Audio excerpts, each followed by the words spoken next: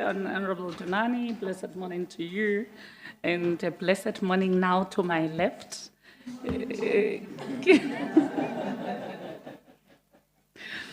Blessed morning to the colleagues, support staff of the Department of Transport and Community Safety, the entity GAAL, Gateway Airport Authority Limited, and also the South African Police Services.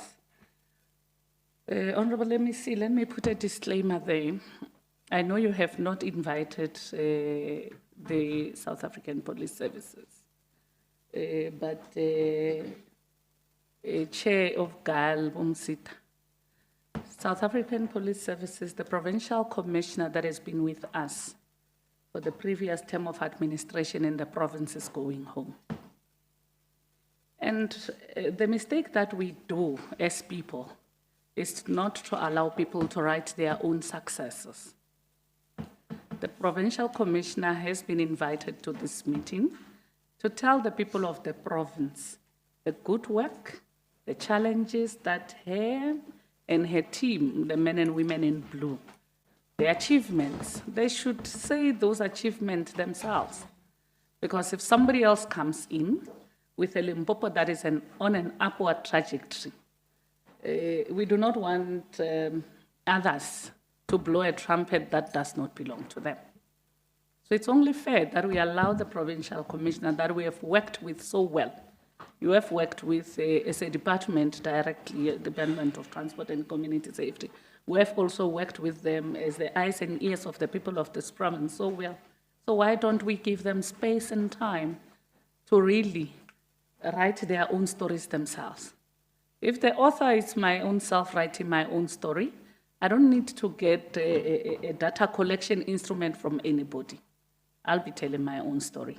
So hence you see, we'll have the South African Police Services, the provincial commissioner, and her team telling the people of Limpopo the good stories that they have achieved over their term of office. On that note, colleagues, we have an agenda in front of us there. You're going to have welcome remarks and introduction, confirmation of the agenda. We'll have a briefing by your colleagues, MEC, your team. We'll take the 2026-27 annual performance plan and budget. We go to the entity GAAL, Vumsita, you will take us through, and your CEO will then go to the South African Police Services, the provincial commissioner, and her team. And then that will bring us to the end of the meeting. And like we always say, we bring a blank check to this meeting, HOD machine. The length, the discussion, I don't want to say the fights because we can't fight. The side of which team we are going to be playing at will be determined by the discussion from the colleagues on my left-hand side. If you speak to what we have requested to you, you give us proper plans, we can align with those plans. Remember, if we align with those plans, it says the people of Limpopo are comforted. Then it will determine the duration of the meeting that will be here today. And on that note, honorable members, I'll start with my dear sister on my right. Please let's work on item number 1 of introduction. Not only to the team, but the people of this province. Let me also put a disclaimer that our meetings are always visual and they are live on all social media platforms, on the legislature platform, on the parliament channel. And I understand this is the mostly watched channel in the legislature, and I wonder why. So please keep that in mind. We are not exposing you, but this is a public meeting that the citizenry of this province should participate in. Yes, please. Thank you very much, Chairperson. Good morning, Chairperson. Good morning, all our honourable members, all our support staff, and then especially to our MEC. Thank you, MEC. It's nice to see you again. Our HOD, the temporary board of GAAL, the Chairperson of GAAL. Thank you very much. I'm Mari Hallam. I'm a member of this committee. Thank you, Chairperson. Good morning, honourable members, support staff, Good morning, MEC and your team. We are happy to see you.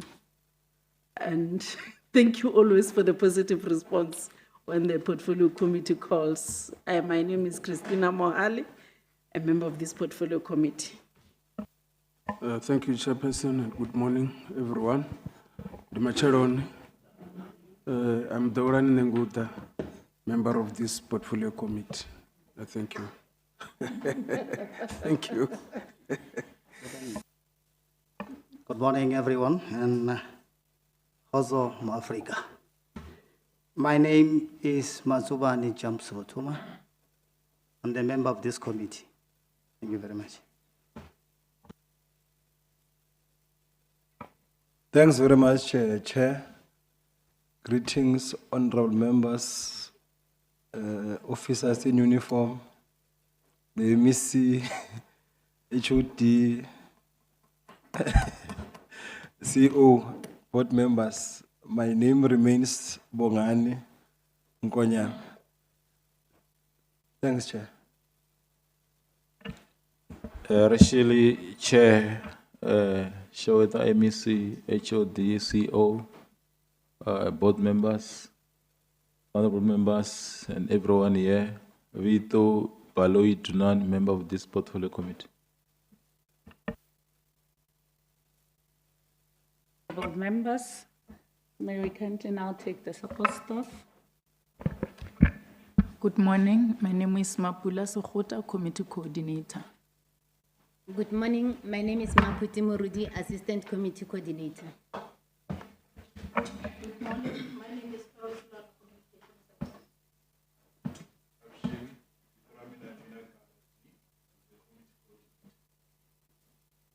Good morning, Honorable Chairperson, Honorable Members. Good morning to the MEC for Transport. My name is Nhlanhla Rekotso, and I'm the researcher attached to the Portfolio Committee on Department of Transport and Community Safety. Thank you.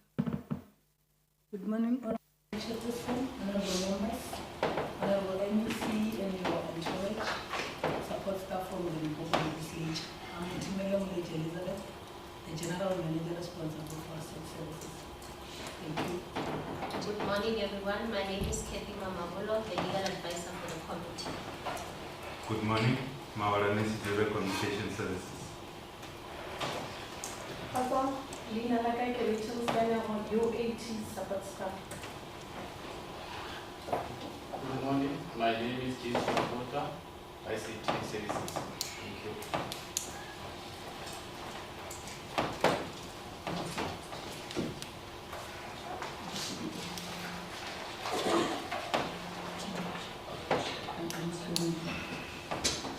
Thank you very much, Honorable MEC. You can now introduce yourself and your team. You'll take it, you'll advise how you introduce yourselves.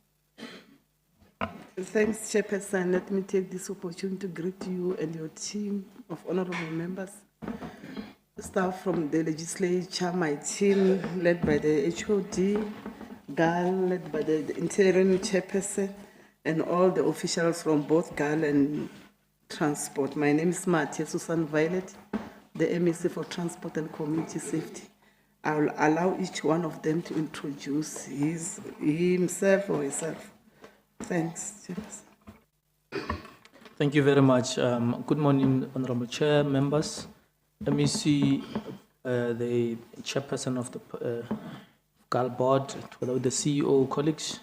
My name is Majana Masilo Stephen. I'm the head of the Department, Transport and Community Safety. Thank you very much. Good morning, Chairperson and honorable members, MEC, HOD, and fellow colleagues. I answer in the name of Mabungu Musita. Thank you. Good morning, Honorable Chair, Honorable Just Members. a second, CEO, take it back. They should also inform the meeting and all of us your role in the meeting.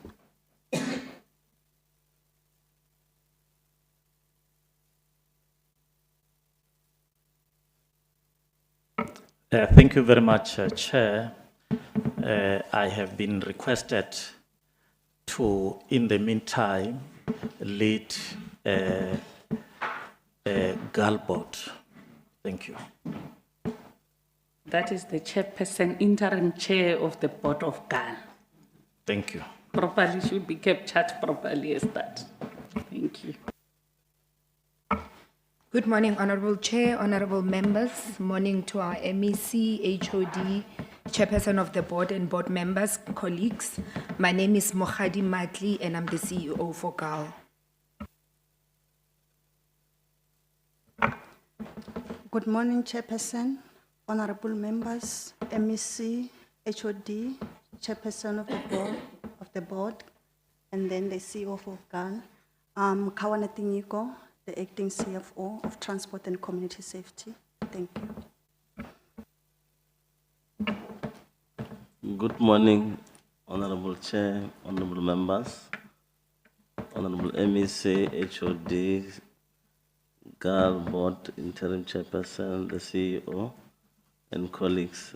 My name is Ngwako Mangen, the Chief Director for Corporate Management Services in the department, and also coming in as the shareholder rep at GAAL. Thank you. Thank you very much, and good morning, Chair, honorable members, honorable MEC, HOD, GAAL Board Chair, and the CEO, colleagues. My name is Chwandaran Matsira. I'm the Chief Director for Transport Regulation. Thank you. Good morning, Honorable Chair, honorable members, MEC, HOD, colleagues from the department and also from the interim board. My name is George Ramseteri, member of the interim board. Good morning, Honorable Chair, honorable members, the MEC, HOD, GAAL Board Interim Chairperson, board members and colleagues. My name is Mojaji Mogashwa. I am the Acting Chief Director, Provincial Secretariat for Police Service in the Department of Transport and Community Safety. Thank you. Good morning, Honorable Chair and members, MEC and HOD, my colleagues. My name is Ukban Kanyani. I'm the Chief Director responsible for Government IT Office, Transport Infrastructure and District Coordination. Thank you.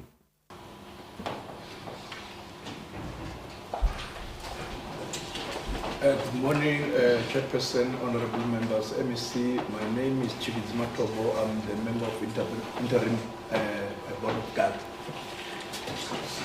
Good morning, Honorable Chair, and the MEC. I write in the protocol as established by yourself. I'm Darishikiwa, Media Liaison Officer. Good morning, Honorable Chairperson, members, MEC, HOD, the CEO, and colleagues. My name is Kumkosa, the Director of the HOD's Office. Good morning, Honorable Chair, honorable members, honorable MEC, the HOD, CEO, GAAL. Colleagues, my name is Kumojo Mahadu, Department of Transport and Community Safety, responsible for strategic management. Okay, let's go back to the colleague before you. Honorable members are raising a concern that they are unable to capture what you are saying there at the back. So kindly just raise up the face a bit. Good morning, Honorable Chairperson, honorable members, the MEC, HOD, the CEO. My name is Kim Kosa, the Director of the HOD's Office.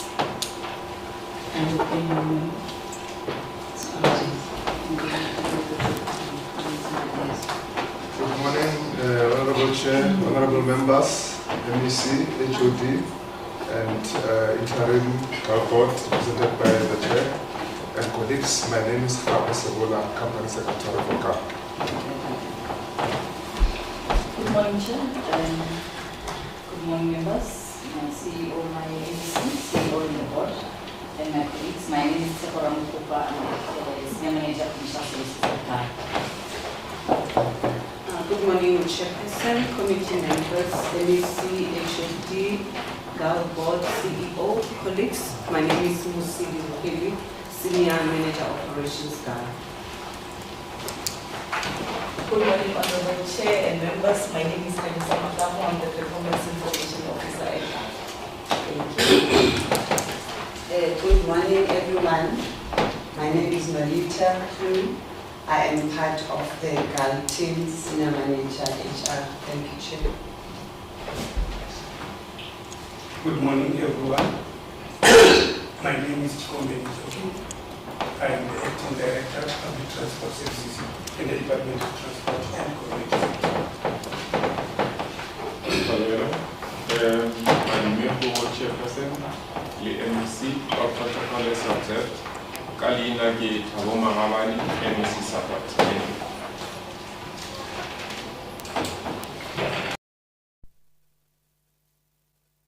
All right.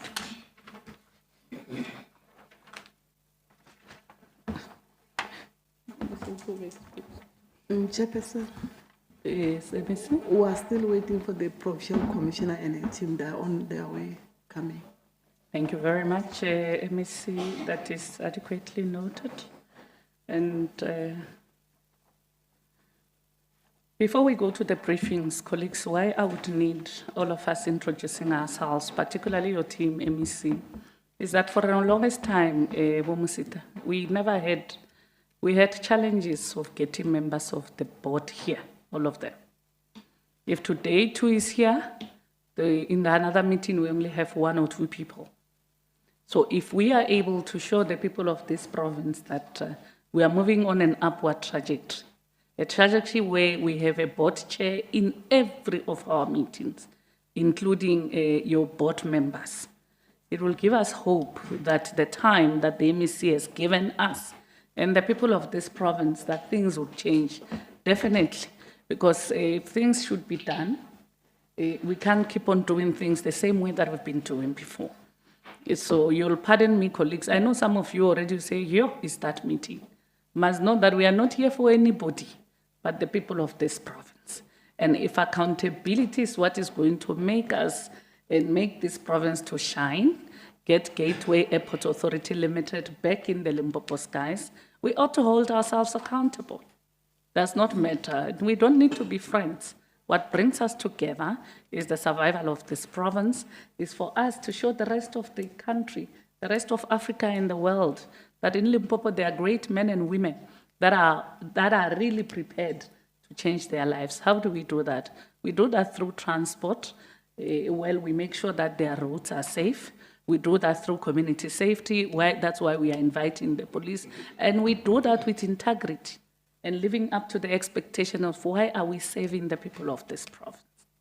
So I'm just reiterating on the fact that sometimes if I stop you, you don't need to get too agitated because the meeting will not end up quite well.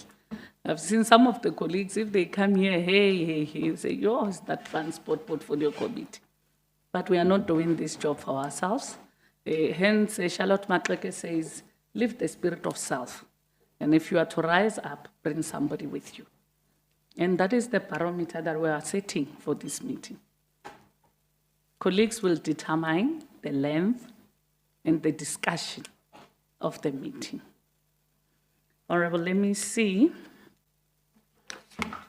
You are welcome and your team. We are going to give you to take us through item number 3, briefing by the Department of Transport and Community Safety on 3.1, Department of Transport 2026-2027 Annual Performance Plan and Budget, the Gateway Airport Authority Limited 2026-27 Annual Performance Plan and Budget. Then we go to the SAPS, then we would have come to the logical conclusion of why did we gather here this morning. Honorable MEC, you can take us through. Thanks, Honorable Chairperson. Allow me to allow the HOD to take us through the presentation for 2026 Annual Performance Plan and Budget. Thanks. Thank you very much, MEC and Honorable Chair.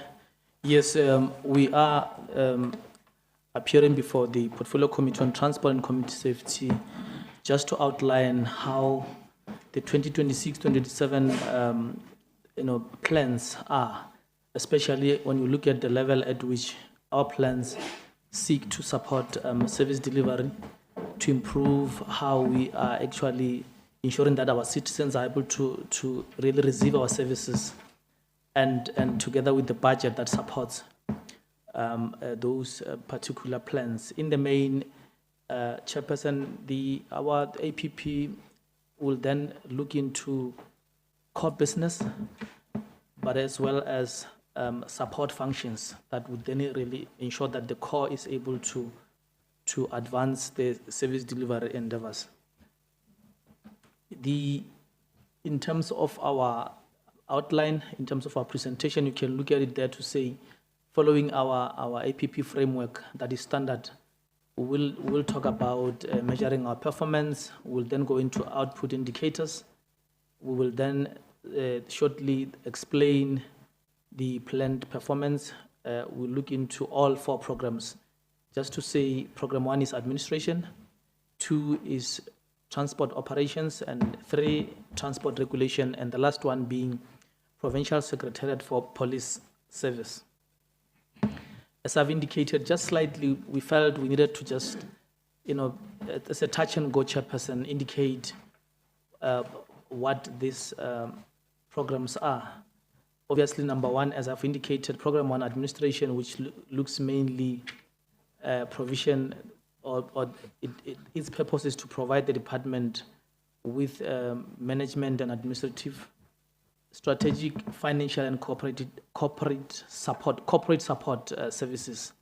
Mainly, this is the program that is inward looking, just ensuring that when core functions are out there trying to provide service delivery, this is where support comes from. When you look at the delivery of the mandate, this is the program that sits behind core functions. Number 2, transport operations. Chairperson, this is where now you're talking transport, public transport.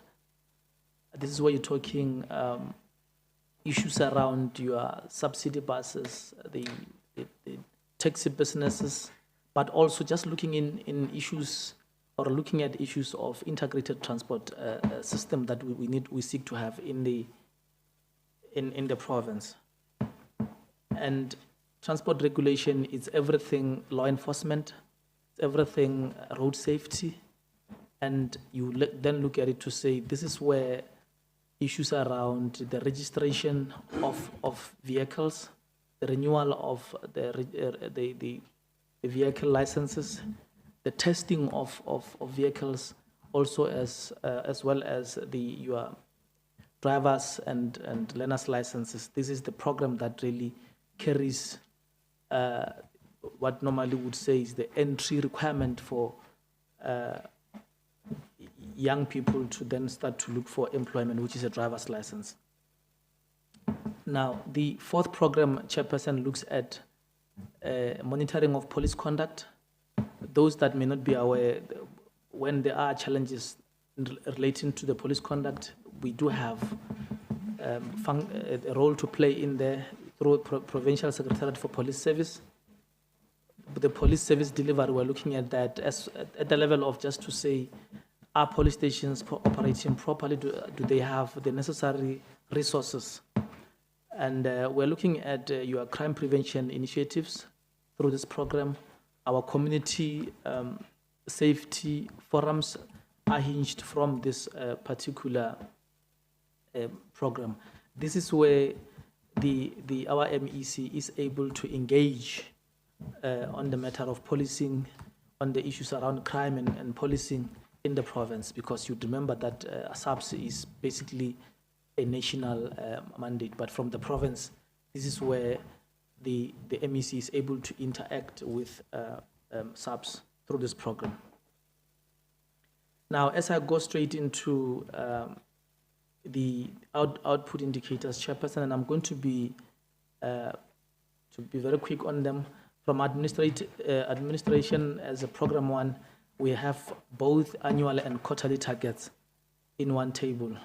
The first one being the output indicator, number 1, report compiled on the implementation of HR plan.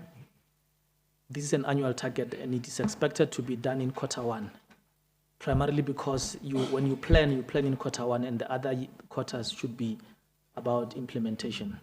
The second one is percentage of women appointed in SMS level. The target is 50%, and we are envisaging that by Q4 we need to have achieved that particular target. Percentage of people with disabilities appointed, our target is 2% as an annual target, and we're going to report in the fourth quarter to say this is what we have done in relation to that. Amount of revenue collected, Chair, this year we are targeting 1 billion. We are now jumping above 1 billion in terms of our target annually, and you look at the quarters, it's going to be chunked in 4 quarters like that, so that at the end of the day, when we look at our cumulative figure, it should be able to be 1 billion. Procurement of goods and service from women-owned enterprise, we're looking at 40% of our businesses going to this category, and we're saying we'll report on this in the fourth quarter. Procurement of goods and services from youth-owned enterprises, also we're saying our procurement plan, 30% of what we're going to be procuring should be going to youth-owned enterprises. And then we're saying we'll report on that in the fourth quarter. It's an annual target of 30%. On the procurement of goods and services from persons with disabilities owned enterprise, we're saying 7% should then be earmarked for that as a target, and we're going to report that in the fourth quarter. Percentage of valid suppliers invoices paid within 30 days. Here, Chairperson, we're leaving nothing on the table, 100%, and we've been consistent in the previous financial year where 100% of our invoices were paid within 30 days. And that should be done every other quarter consistently. Number of ICT projects implemented. Chair was saying 2 ICT projects should be implemented at the end of the financial year. And then we're saying we're going to report on such in the third and fourth quarter. And the reason being that, Chair, Q1 and Q2 will be more about procurement, preparations, and all of that. But the actual achievement of those projects will be in third and fourth quarter. Now, this is what I've been explaining as I was presenting in terms of the explanations. I will then be able to skip the slides of explanation of the planned performance because normally I explain them as I proceed. Program 2, transport operations. The first target here, number of routes subsidized. Chair, we are looking for 791 routes that are subsidized this financial year, and every other quarter, this 791 should be achieved. The reason that it's consistent is because these are routes that are going to be traveled by subsidy buses through our operators. So if we say 791, it must be 791 consistently every quarter. Number of PRE hearings conducted, we are targeting 120 with 30 PRE hearings conducted per quarter for all the 4 quarters consistently.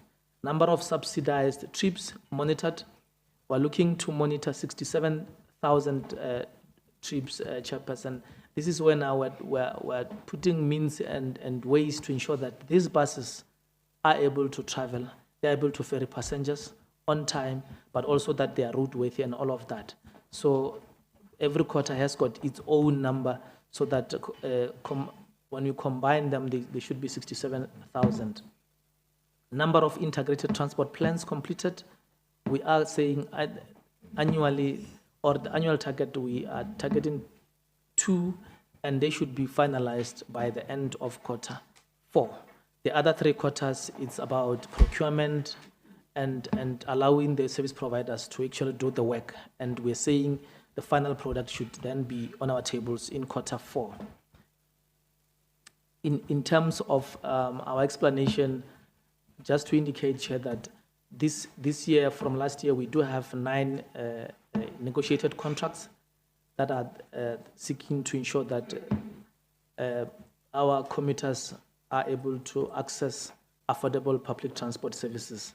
60 million passengers or more, we envisage that they should be able to benefit from this particular service. And then in terms of we do have, Chairperson, the responsibility as prescribed in the National Land Transport Act. We are supposed to empower the municipalities. So that's why we are developing the integrated transport plans for them. This year we're going for 2 municipalities as indicated there. Now, let me jump over to Program 3, Transport Regulations.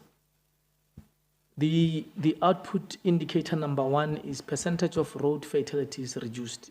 Annually, we're going for 5%. This is mainly in line with the national target, Chairperson, and we're saying we will then assess how we fared at the end of Q4. For us, we believe we should even go beyond that and have an accident-free roads in the province. However, the 5% is an annual target. Number of compliance inspections conducted, we are going for 650 per year, and the number is distributed accordingly from Q1 to Q4. Number of speed operations conducted, we do have 26,551 speed operations that should be conducted. This, Chairperson, excludes the brown boxes that you see in town. Those belong to the municipalities. We don't count those. And then the number has been chunked accordingly from Q1 to Q4. If you look at it, it's 6638 consistently, with the exception of Q4 where we have 6637. Number of vehicles weighed. This is mainly for compliance that we do at the weigh bridges. These are our inspection points that you normally see. Most of them are along the N1. We're going for 757, 575, and it's chunked into 4 quarters like that, 189, 393, with the other 4 quarters at 189, 394. Number of drunken driving operations conducted, we are going for 4,662, and it is going to be divided like that. These are operations that will be scattered in all districts of our province, just to ensure that we do not harbor a province with a lot of drunk driving behavior. Number of roadside operations conducted, we are going for 32,000. It's going to be chunked at 8,000 per quarter accordingly. Number of pedestrians operations conducted, we are going for 1665, and it is divided accordingly. This is one target that is very stubborn, Chairperson, because we continue to have pedestrians dying on our roads at the hands of motorists. So we then are going to look at these numbers. On the number of formal trainings conducted, we're going for 9, and that will be assessed in the Q4. We're saying by Q4 we should have achieved 9. This is now what is happening at our traffic college. Number of informal trainings conducted, we're going for 60, and all this should be achieved by Q4. And you look at it to say why Q4, mainly if it's modules that are scattered over the year. At the end of the financial year, we are able to start to say this is where we are. Number of road safety outreach programs implemented for road users, we're going for 6,500, and it's actually chunked accordingly, as you can see the numbers there. Number of road safety programs implemented at schools, we're going for 2,600 as an annual target, and it is subdivided accordingly in 4 quarters. Now, as I've been indicating that we are looking at reducing our fatalities by 5%. And then if you look at it, this is in line with the decade of action target of reducing our road deaths and serious injuries by 50% by 2030. These are the other explanations that I've been explaining. Now, the last program, Chairperson, Provincial Secretariat for Police Services, it's program 4, the first output indicator, the number of evaluation projects implemented. We are going for one one annually, which is going to be achieved in fourth quarter. Number of oversight initiatives implemented at police stations. We are also going for one target. The target is one annually and is going to be completed in quarter 4. Number of audits conducted at police stations on compliance with the DVA, we are saying 4. Each quarter we have to do these audits. Number of assessments undertaken on the implementation of IPID recommendations by SAPS, we are saying 4 annually, and each quarter we are going to have to do an assessment. Percentage of service delivery complaints against SAPS resolved. Here we are saying nothing should be left on the table if it's 100%. All the complaints should be resolved. Every quarter that we receive a complaint, we must resolve it. We are going for 100% consistently per quarter. On the number of research reports on safety, we are targeting 1 research per year, and this will be completed at the end of the financial year, quarter 4. Number of community police forums assessed on functionality, it is 120, and we will assess 29 every quarter, with the exception of quarter 4, which is now having 25. Number of community safety forums assessed on functionality, 27 as an annual target, and consistently will do 7 per quarter from quarter 1 to 3, with quarter 4 at 6. Number of social crime prevention programs implemented, we are targeting 5 per year, with the target stretched over 4 quarters, 1 per quarter, with the exception of quarter 2, that is having double of that. Now, this is where we are. I've been explaining all the issues as I was going, Chairperson. If you allow me, I'm going to go straight into the budget in terms of my presentation. All right, thank you very much. As I've indicated during my preamble, Chair, that once you've got plans, now there's a budget that supports this plan so that we're able to achieve. Our budget will then, we'll look at the 2026 MTF budget. We'll also go into our economic classification just to drill closer into how the budget is further chunked. The departmental budget, Chair, if you look at it, this year we have been allocated 3.186 billion. You look at it to say it has been it's an increase if you look at from where we come from the previous financial year. But just to be specific, quarter 1, which is program 1, which is administration, has been given 742 million, and then you look at transport operations, it has been given 1.330 or 1.3 billion odd, and mainly this is because of the bus subsidies. And then you look at transport regulations has been allocated 1.034 billion, and mainly this is because of the traffic function on its own. You look at the issues around 24/7 that we're going into. Currently, we're dealing with that through overtime and many other issues that go with that. Provincial Secretariat for Police Services has been given 79.8 million. If you look at all of them, there are substantial increases. Each program has actually registered an increase in terms of the allocations.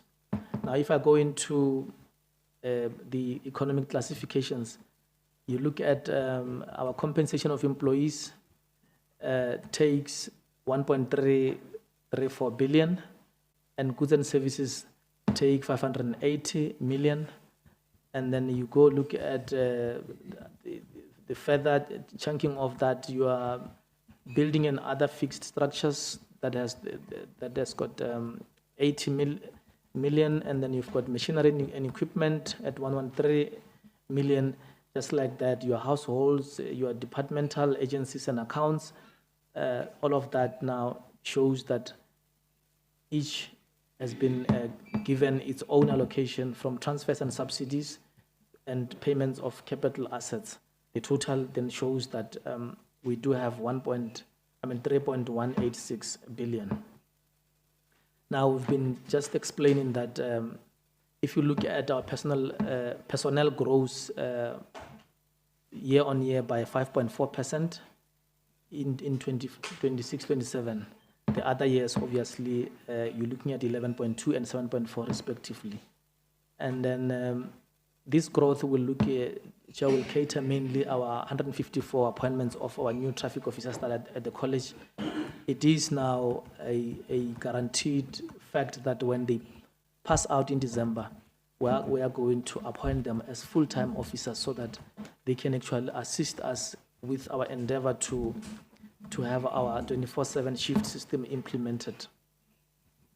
On goods and services, you see a growth of 16.2 in the current financial year, and then it will then start to grow negatively in the other years. And this now also includes, Chairperson, the allocation for our high-speed rail, which is 80 million. Transfers and subsidies, also we're looking at a growth of 0.6% in this year, and it will start to reduce in 2027, 28, and 28, 29. It will grow minimally in the outer year. This is where now GAAL gets an allocation. It's a once-off allocation. Payments of capital assets, we're looking at it with a growth of 3.6% in this year, and there's a negative growth of 34.5 as we proceed, and it will grow again in the outer year. And this is now significant, is now due to once-off allocation for the replacement of fleet, maintenance of Sisho garage, and all of that. These are things that when we implement, you will not see them in the other years. Now, in the main, this is where we are. These are now what we may look at to say, as I've indicated, COE, I've spoken about it. You look at bus subsidy, getting 954 million, and EPWP integrated grant gets 2.3 million. GAAL will get 97.9 million, and we also have earmarked funding at 326.5 million, and households skills levy and refurbishment of traffic facilities also indicating there. Our contractual obligations in the main will take a bigger chunk, 265.6 million in that regard. The available budget, Chairperson, caters for the departmental operations, as I've indicated. You look at the vehicles, the face value forms that we use as and when we provide our services, traffic officer uniforms, as and when they're going to be passing out, we will need to give them uniforms. Also, just to replace other uniforms, EPWP stipend, government printing works. Most of our services, when we print, we then utilize the products that are coming from government printing works. Now, the issue of earmarked funds, just to be specific there, we are giving 10 million to maintenance of Sisho government garage. We're also giving 58.5 million to government fleet replacement so that we can improve our 24/7 initiative. The electronic vehicle monitoring system this year is given 65 million. The March talked about Toyando taxi rank facility, 38 million has been put aside for it. We can indicate that the contractor is on site working, so they will need the 38 million just to close the project. We're envisaging that should be done by August. The classroom at the college has been given 10 million just to kickstart the work. I believe this would be now for the issues such as designs and related. The kitchen and canteen, 17 million has been put aside. The moving violation recorders, 3.5 million. These are recorders that will then phase out the normal books that you see when traffic officers write tickets. They're going to then write tickets into gadgets now so that we then are able to account for every other ticket that we have. 24/7 law enforcement shift system has been given 44.4 million in that regard. The other ones, we have not allocated funds there because we are actually still working on some of the issues. If you look at the Mampa Gateway Bridge, this year we are going to be doing preparations, including finalization of the acquisition of the land. And then in the 27-28, that's when we'll talk about funding. Tabazimbi traffic station also, it's all planning this year. The Lokong K53 testing station, you remember that Skukune there is no K53. This year it's all about planning. No, we're not going to put any funding. Guyana Multipurpose Traffic Center also, it's planning this year. The high-speed rail, as I've indicated, is allocated 80 million just to do the pre-feasibility study. This we're going to do together with Gauteng at a value of 160 million. So our earmarked funding takes 326.5 million in that regard. So now, some of the issues, I'm just going, they're going to repeat themselves, Chair, but just quickly to indicate that Program 1, which is administration now, you look at the Office of the MEC has got its own allocation, 2.2 million. The management of the department takes 19.6, and you look at corporate support, 713.6 million, and departmental strategy takes 6.9 in that regard. The transfers and subsidies, I've spoken about that, but in the main, what we're indicating is that administration as program one takes 742.5 million, and there's a growth of 18.4 in this year. It will decline by 1.5 in the next year, and it will then grow again by 0.3 in the outer year. And this is mainly because of contractual obligations, and because there are escalations in that regard, and once off allocation, such as your Sisho maintenance, the maintenance of Sisho government garage, and the replacement of government fleet. Transport operations has got a total amount of 1.3 billion. We've indicated that the bigger chunk goes into bus subsidy. It remains unchanged if you look at it from last year, but it will decline next year and also grow positively by 2.7 in the outer year. This now includes the allocation for the high-speed rail, as I've indicated, and the taxi rank in Toyando. Transport regulation takes 1.034 billion. Mainly, you look at it to say there's a growth of 3.3, and again 13.6 and 12.8 in the outer year. Mainly, this looks at issues of appointment of traffic officers, operational costs for the program, and infrastructure projects that sit within this program. PSPS, as we've indicated, takes 79.8 million, and it grows positively by 21.0% this year. It will decline next year and grow again in the outer year. It's mainly your community structures and hosting of forums and the personnel costs. Chair, in relation to the budget that supports our annual performance plan, this is where we are.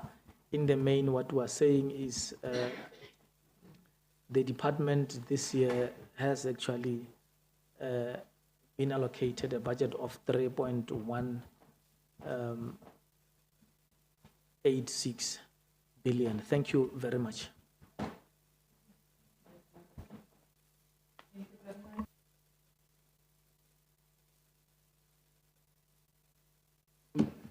What the HOD is presenting is a product of all of you. Thank you very much. Very concise and precise, straight to the point. We need to know your plans. Where are your plans? Where is the money? And when we sit in the last quarter, we don't want to hear that money is, we were not able to spend this MEC. And luckily for you, over all these periods, there is no money that we have not spent.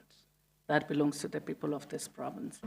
Thank you very much. We are going now to, I don't know if it's still an elephant or it has changed shape. Now it's a bear in the room.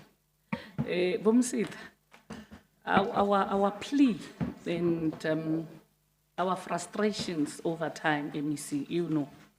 And people will think, the portfolio committee is fighting. We are not fighting. Limpopo is a rural province with scarce resources, and the little resources that are there that are supposed to change the trajectory of this province is not something to toil with. So, and why I wanted us to start with the introductions was to assure the people of this province, or now look, there's a committee that has joined the team. Let's see if there's any positive change. Like I think the 2 meetings that we're meeting with yourself, MEC, and the board, we said to you as a portfolio committee, we don't want to encroach. We don't want to cross lines that do not belong to us. But don't invite us to that space. Because if we give you a lone rope to say, go and work. The first meeting we met with you, we said, no, you just arrived. Go and familiarize yourself with the team. No, where is the broom behind the door? Where is the duster? Where is Mr. Mean and Hindi, and that? The second meeting still, MEC, we said, no. We must still give you time. Go and shake up the shelves. Go and shake up the cleaning detergents. And when you come back to us in this meeting, today we are not going to say go and clean. We think the 2 times that we've given you MEC, it's fair enough. So tell us your plans, and this portfolio committee, if we know of your plans, our role is to play an oversight on the plans that you guys put for yourselves. But we don't want to see where you give us plans to say at the 3rd quarter we would have billboards. Maybe before we even continue, Ms. Ramhope must tell us here in this meeting, if the billboards that we fought for, MEC, for the past, I think a year and a half CEO, are they there, those billboards? So, Vumsita, those are areas that when they say there's an interim board, we want to see things moving and shaking. On that note, we are going to allow you to speak to us and speak to the people of this province, your plans. And if it's tangible plans, as a portfolio committee will play an adequate oversight, and we are going to be able to support our entity. But Chair, do not let this issue that I raised of the billboard fall in the cracks. Let's first have that answer, then you can take us through. So I'm bringing it to you because now I'm unable to speak to your people. So I'm bringing to you this matter, one of key amongst other matters that we've raised. That one is a low-hanging fruit, MEC. We fought about it for a very long time. I'm sure people thought, no, these members of the portfolio committee, they are doing billboards. None of these members are business people. But we fought for that because if GAAL is supposed to fly high, people must know about GAAL. When you go to OR Tambo, while you are on the N1, I don't know how many adverts you'll see of OR Tambo International Airport. So, Chair, that is the first task I'm giving to you in this meeting. We need to know commitment, not even commitment. Has that been achieved? If not, we'll not look for a why in this meeting. We'll look at it in another platform. So, Chair, kindly, with those modest words, take us through. Thank you very much. Thank you very much, Chairperson and honorable members, through you, MEC and HOD. Chairperson, we have heard the call. We indeed familiarized ourselves with the environment. We have done a dipstick analysis of every program there. Safe to say, last night, that's the 3rd of June, we ended our meeting at 8:30. What were we trying to put together is the turnaround strategy, which was mentioned when we arrived here. we are convinced that in the next 48 hours, we shall have shared this with the shareholder, our MEC. Why do we see the turnaround strategy crucial for stabilization of GAAL? We have realized that we would be able to financial support for the entity. As you are raising the issue of billboards, on trying to find out how much is the marketing budget for the entity, what came out was 1.5 million for the whole financial year. Coming from a related entity responsible for marketing, Destination Limpopo, LTA, we have 33 million for integrated destination marketing division. We also have 32 million for trade and investment, that is program 5 in LTA. But looking at the huge mandate that GAAL should be seized with, we look at 1.5 million, enough for one billboard, chair, MEC.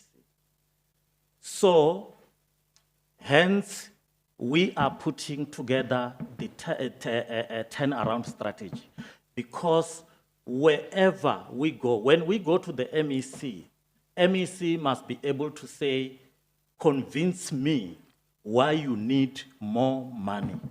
So this is the tool that we are developing. As indicated, in the next 48 hours, it will be on the table of the MEC chair. So this is going to be our GPS. Chair, maybe let me also take advantage of the question that you raised about the billboard to raise the issue of ILS, which we have already conducted our BEC committee meeting. We are just about to escalate the report to the BAC for penultimate finalization. Chairperson, we are here to present our APP and the budget. Across all the 3 programs, namely administration, commercial, operations, we have a total of 14 targets, whose details the CEO will take this meeting through. If I'm allowed, I then hand over to the CEO to give the details. Thank you very much, Chair. Before you allow her, I've passed a message because I cannot direct your employees on a question that we have asked marketing over a billboard. I understand the budget deficit, but they had some billboards for advertising, advertised for some time. Do we have a billboard, whether it's small or big? We don't want to know the details, but do we have now a billboard that we spoke about in this committee over 2 years already, that is talking about GAAL? Whether small, big, chair, we are not there. But can we, through you, request that information if it's there? Chairperson, thank you very much. Maybe before I do so, if you allow me, let me first sketch out the issue of the billboard, because it is part of the overall marketing. We have just emerged from annual tourism in Durban. I discussed the issue with the management. Actually, I wanted to know the diaries, because whenever you take this kind of forum meetings, you must have a diary. Who are you going to be meeting wherever you are going? Because it is not just a matter of traveling. When we were there, I went through LTA, not the GAAL, but as a human being, you have got this vested interest. I requested the CEO to take me to GAAL stand. When we went there, we had a discussion. Why is GAAL stand not branded? No branding. Why is GAAL stand isolated from the LTA or Limpopo Provincial Pavilion that LTA has paid for all the SMMEs, all the stakeholders in Limpopo?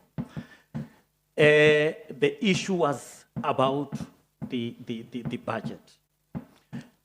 Having said that, Chair, I would then do what you requested to say, whisper into their ears. If either small or big, we do. CEO, do we have? Where? Because I haven't seen one, but maybe. Okay. She was delegating further. But let's request her to respond from the little knowledge that she has. Thank you. CEO. Thank you very much, Chair. With regards to the billboards, yes, we have fixed the billboards that we have been talking about. The billboards that we have fixed are the ones that we had identified for revenue generation, which are the billboards within the entity in the terminal building for people to advertise for revenue. And we are also in the process of getting the billboards outside the airport, which currently we are at evaluation stage. Thank you, Chair. And I'll tell you why we are doing this, Chair, in MEC. We are not going to play an oversight for the purpose of compliance. That we are not going to do. And if we fail to play an oversight on issues of marketing, we would have failed. And I deliberately put all of you on the spot. And I'm glad today MEC is the chairperson that opened the meeting. You told us you made commitments because the CEO account to you and every other person. So before we go to them, knowing that you understand and know where we are and where we want to get to as a committee, I think we have set the mood for this oversight today. Luckily, I don't see us going here having bruised some amongst yourselves. So thank you very much. I think I should say that because ours is an oversight. Where things are not working, MEC will tell you. And that will do without any fear or favor. And where things are working as well, we'll tell you. Remember, we are not fighting. All of us are moving towards the same objective, Mange. So this will be doing. And thank you very much, MEC, and thank you, Chair. I see we are going some. And on this plan of the budget, anyway, we'll talk about it as and when we do discussions. But I think you have set the tone for the meeting. So CEO, let's take where the tone is at, and let's end the meeting at the tone where all of us are moving. Aviation, when the flight is somewhere in the sky, but now the pilot is no longer working, it's technical. So take us at that, don't allow us to hit ambulances. So that is in your hands and your board, Chair. Thank you very much.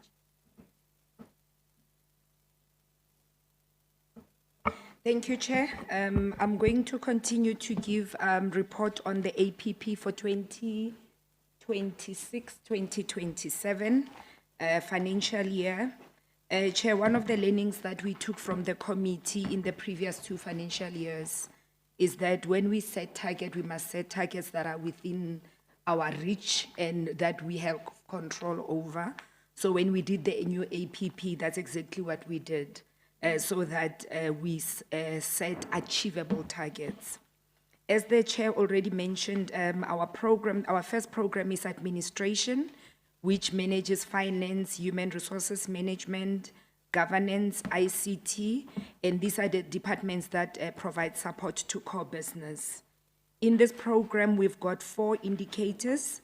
The first one is the amount of revenue collected, and this is one indicator that we continue to monitor because it contributes towards our financial self-sustainability. Our target for the year is 30.2 million, which is a cumulative target. In Q1, we are planning to collect 5.8 million. In Q2, cumulatively 12 million. In Q3, 20 million. And in Q4, we will then achieve our 30.2 million. The next one that we are tracking is amount spent on CAPEX and assets management. And this is based on the budget that we received this financial year, so that we make sure that the programs that we set are actually budgeted for. Our budget for CAPEX and assets management is 40.9 million. In Q1, we will spend 21.4. In Q2, 37.9. In Q3, 39.4. In Q4, we will have then spent our full 40.9 million. Our next target is external audit opinion achieved, and we are targeting to achieve a clean audit. And this target is set for Q2, which is the quarter where AG actually gives out the audit opinion. And the last one is number of HR initiatives implemented. Our target is 6, which is an increase from the previous financial year, because we also want to focus on our people issues as they contribute a lot in terms of us achieving our turnaround strategy. In Q1, we have planned 2 initiatives. In Q2, we've got 1. In Q3, we've got 2. And in Q4, we've got 1. I will then move to our next program, which is commercial services. And this is the division that looks after all commercial related matters, business development, sales, marketing, that looks after our stakeholders and our public relations management. In this program, we've got 5 indicators. The first one is number of new revenue streams established. Our target is 2, and Chair, with this indicator, our aim is that we need to find other things that we can do to increase revenue more than what we currently have. Our targets are set, one target in Q2 and another target in Q3. The next one is number of marketing initiatives conducted. We've got a total of 16 for the year. In Q1, we have planned 4. In Q2, we have planned 4. In Q3, we have 5. And in Q4, we've got 3 initiatives. The next one is number of strategic partnerships concluded. And this one was triggered by the fact that if we want to increase connectivity and the use of the airport, we need to be partnering with other strategic partners to assist us to drive the use of the airport. And we are saying in this year, we want to have strategic partnerships with 3 different stakeholders. In Q1, we've got 1. In Q2, we've got 1. And in Q3, we've got 1. The next one is number of advertising streams implemented. We have 3 as an annual target. And in Q1, in Q2, 3 and 4, we've got 1 initiative each. And here we are looking at starting to advertise GAAL on radio and other billboards and other marketing streams that are available. The last one is number of quick response codes marketing developed. And we are saying our annual target is 1, and we will achieve that in Q2. Our last program, which is the core business, is operations. And this program manages airport operations to ensure safe and secure airport operations as per regulatory frameworks. In this program, we've got 5 targets.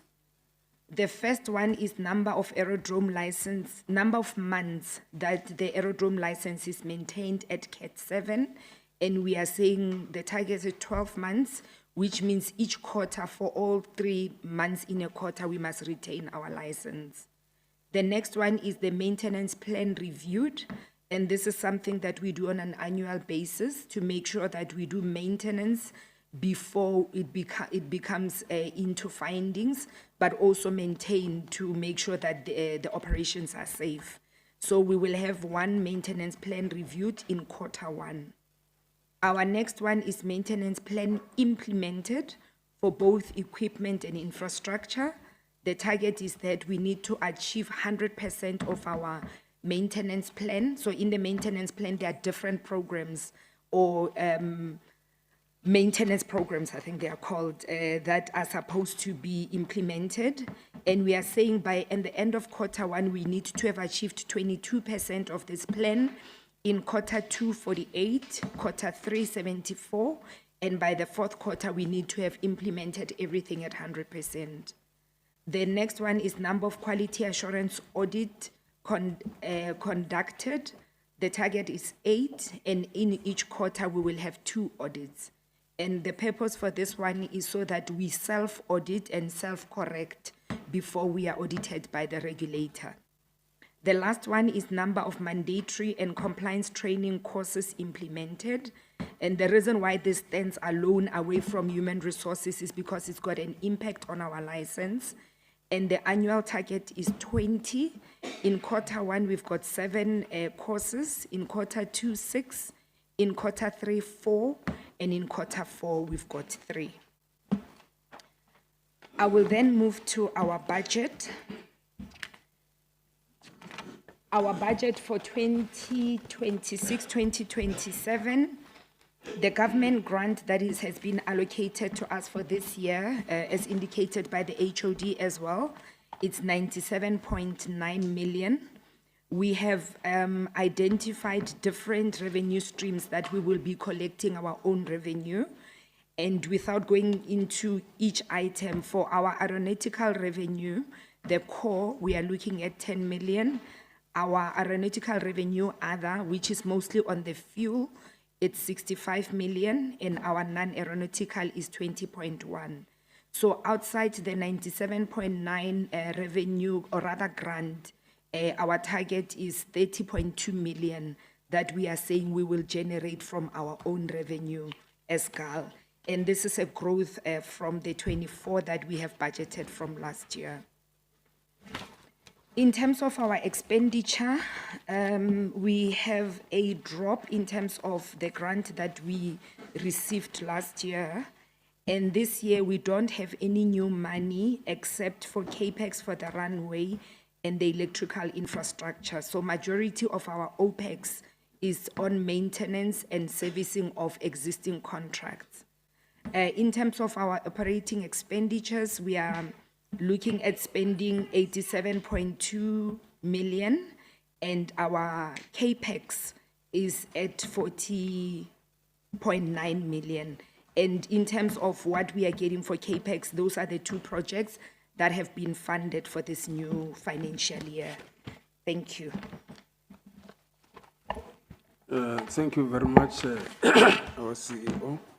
I'll be presiding over as delegated by the chairperson of the Portfolio Committee. After having listened to the presentations from the departments, I will then invite our honorable members to deliberate on all the presentations, all the reports as presented by the HOD, the chairperson of the board, the CEO. You are invited. Where should I start? Honorable Baloy. Yes. Thanks, Chair.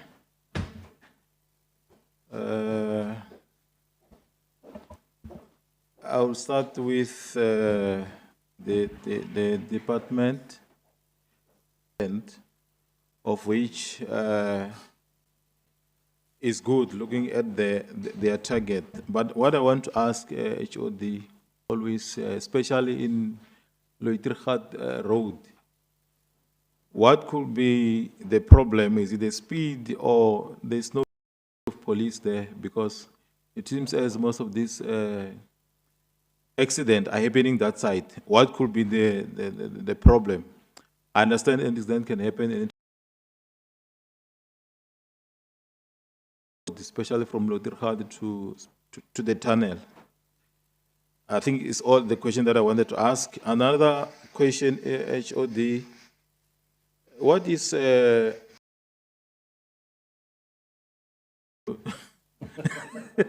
I might not act like I know. DVA. Yes. I think I welcome your report and your target. If you can stick to that and make sure that you monitor everything, I think we're going to have a good result like we always have. And then when it's come to GAAL, yeah, the issue of a billboard chair, like they did explain, I think is a priority. We really need to have. You can't sell fat cook in a closed bucket where people can't even see what is inside and saying you're selling fat cook. We need to have those billboards, especially in our entrance is either from N1 North or N1 South.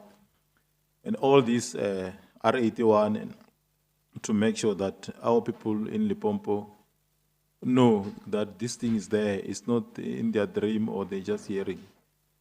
Because I believe maybe it's only members of parliament and legislature and few people that knows that there's airport here.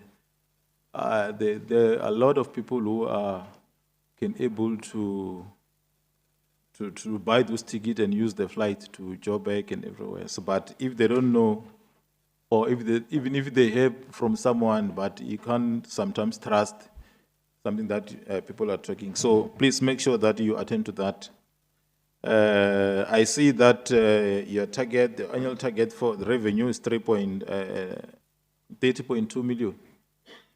What you're saying. So this is, I believe that this is what you sit down and say you're going to make sure that you collect this month.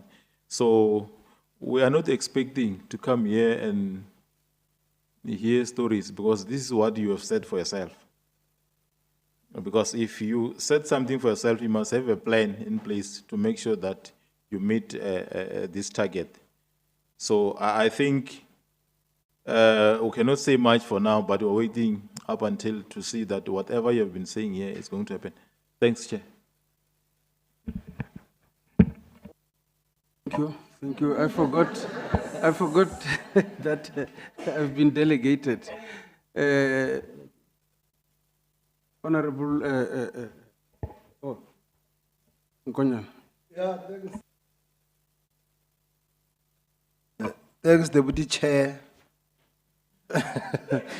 For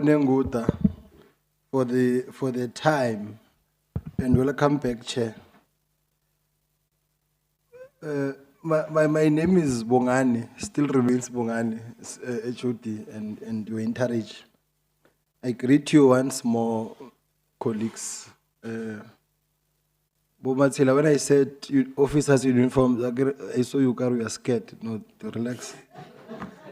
There's an officer in uniform here. He's alone, wearing red. So you will know who do we refer to in future. But let us start by welcoming the APPs of both GAAL and the department. Well crafted as always, clinical as always, very beautiful and inviting as always.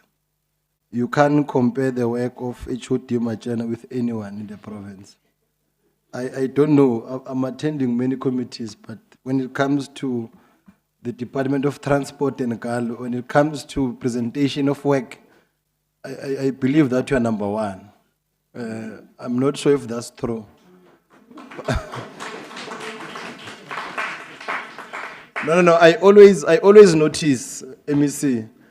I'm not sure if it's you or the HOD, but the coordination between yourself and the HOD must proceed like that. It must continue and spread across all portfolio committees.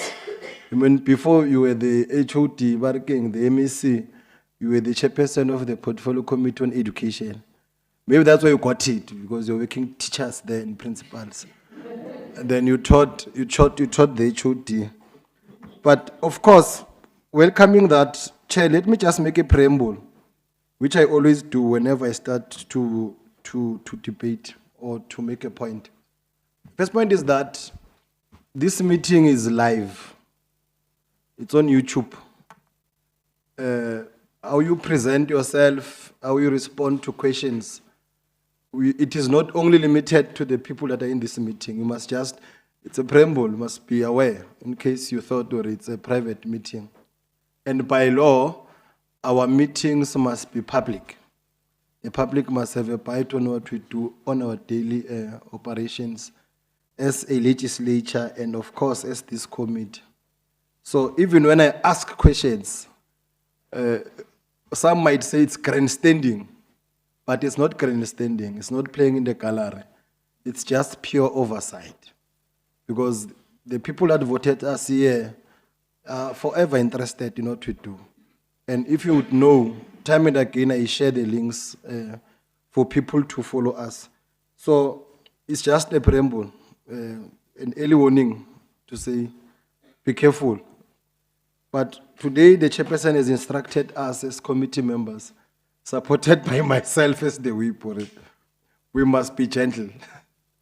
We must be fragile. This is not just not any other ordinary day. It's a day where we had expected the provincial commissioner, General Tembega Tebe, to join us. And the mood must remain very, very, very sweet because the chairperson briefs us that it might be the last portfolio committee meeting that we are joined by her. As you'd all know that she'll be joining us shortly. So I had wished, Chair, that when she comes here, she find the meeting in a very, very nice mood. No gloves off. Must be gentle on each other. There are no gloves, really. Today it's a massage room. We're massaging each other. But not at the expense of the public, we must be clear. Yeah. So we're not going to massage because the chairperson is concerned because of the presence of some people in the room and massage the issue, massage and some people. So, Chair, 4 questions to my favorite GAAL.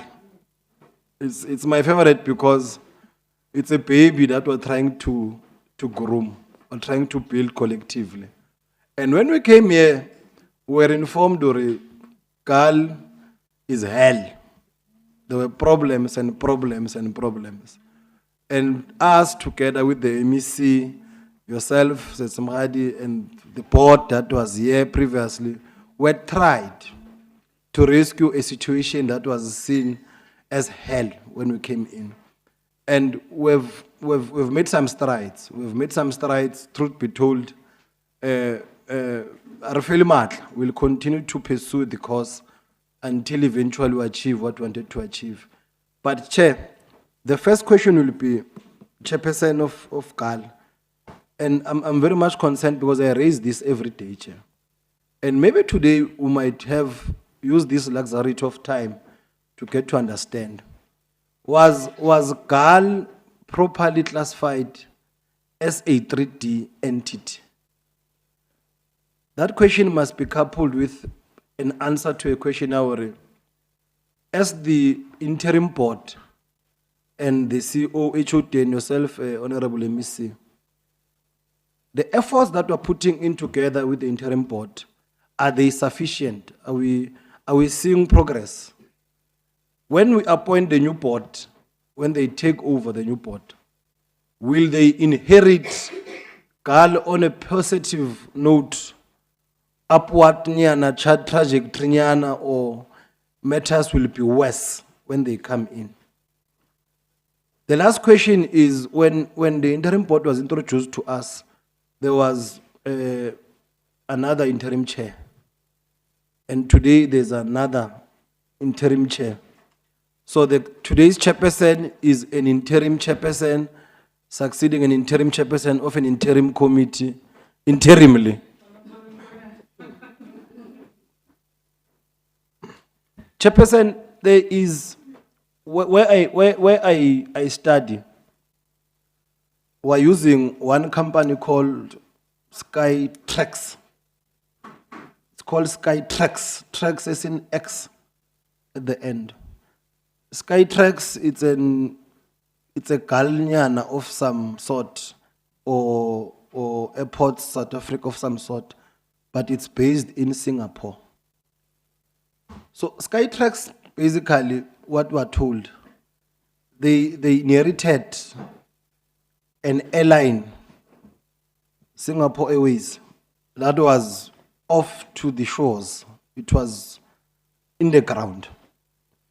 And meticulously, in a space of less than 15 years, they've managed to take Singapore Airlines from where it was to one of the best in the world.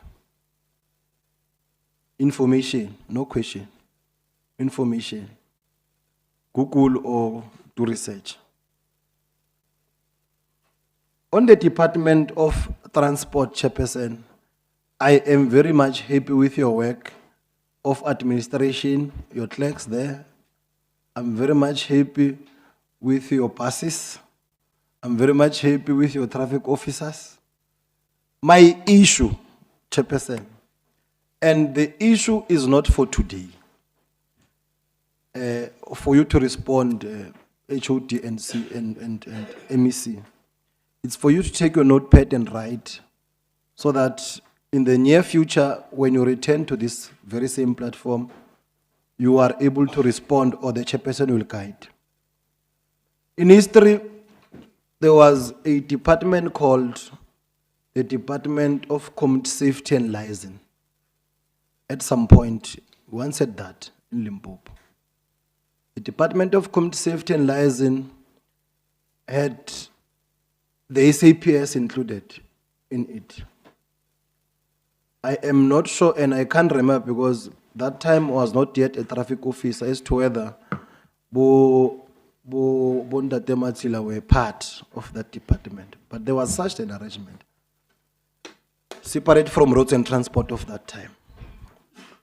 During the tenure of that department chair, we have people that we see in communities that were reflectors. Around communities, randomly, you'd see them. Some, we used to call them Y cops. Above your CSF, we used to have something called Y cop back then. They were attached to the Department of Community Safety and Liaison.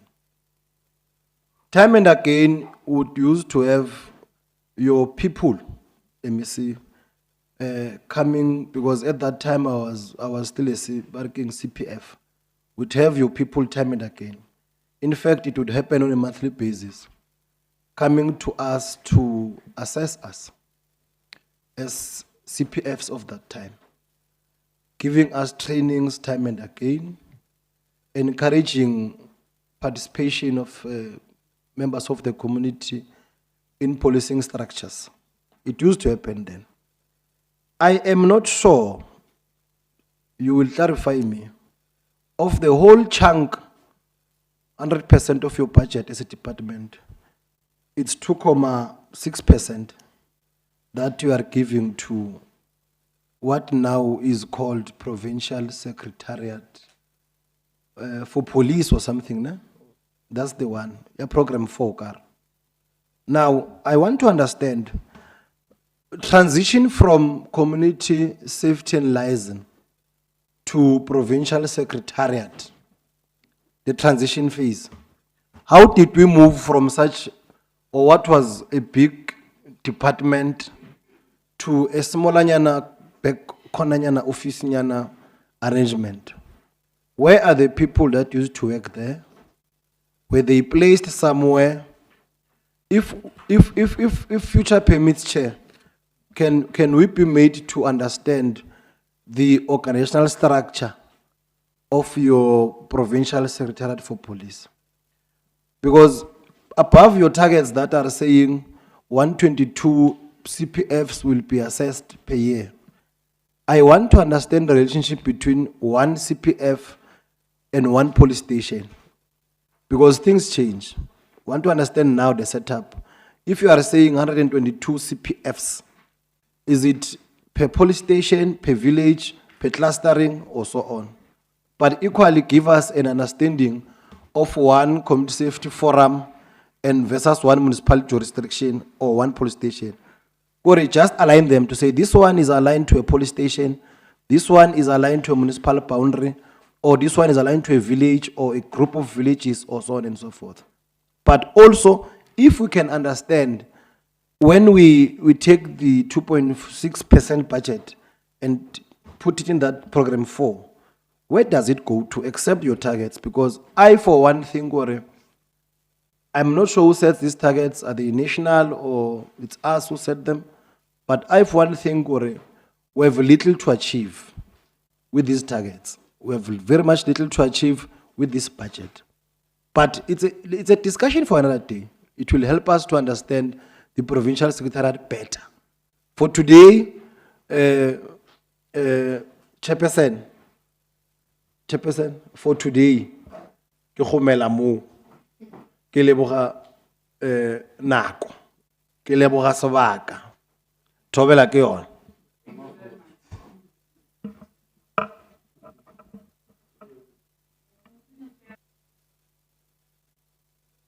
Thank you very much, Honorable Chair. Over to you, Honorable Jump.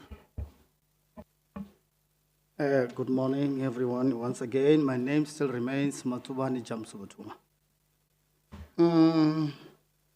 I looked at the roads that the department has earmarked to improve, which I would like to commend them for. But there is a road, man. Honorable Chair, I'm not going to play according to the script here. Must play my own game here because this is very serious. There is a road there, N11, which intersects with the district road 2534. And that road is around Marble Laws called Slagboom. You see, that road, that intersection has killed many people. Then, yes, we look at it this way. The signage there is not well. We've been there as a portfolio committee on transport.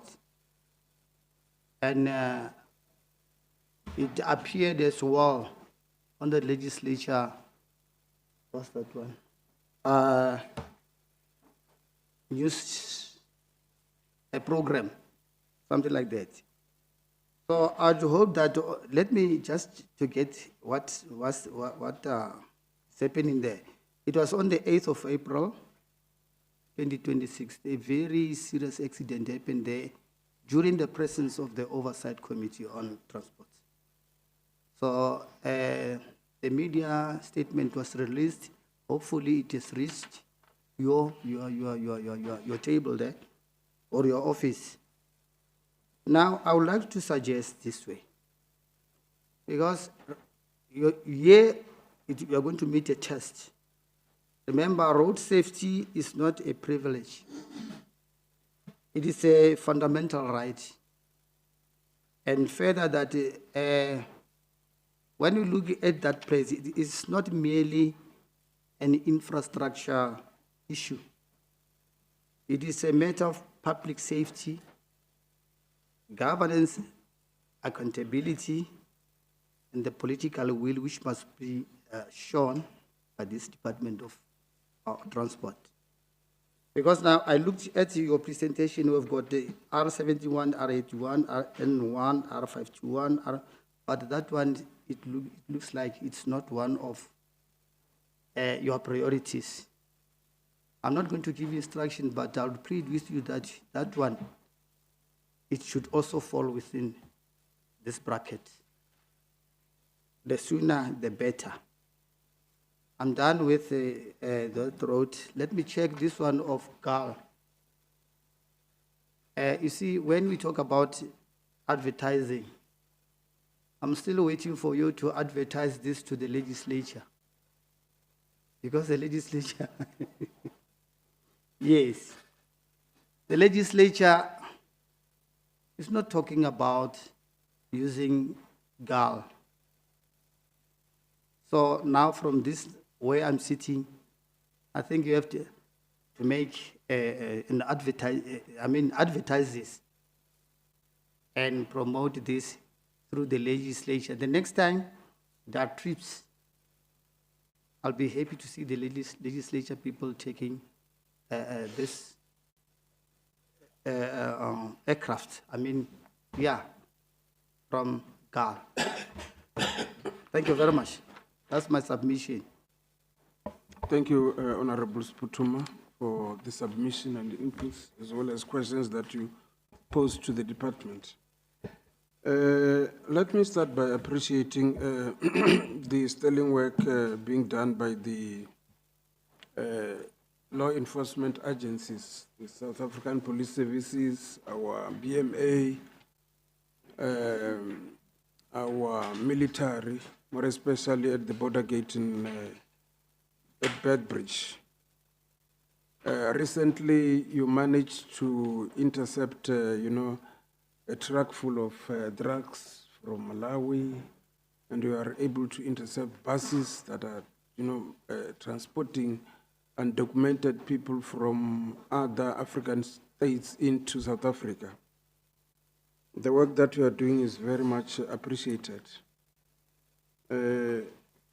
However, one would like to check with SAPS with regard to this upheaval. We know that there is this upheaval about the undocumented migrants, so-called foreign nationals, who are here in South Africa.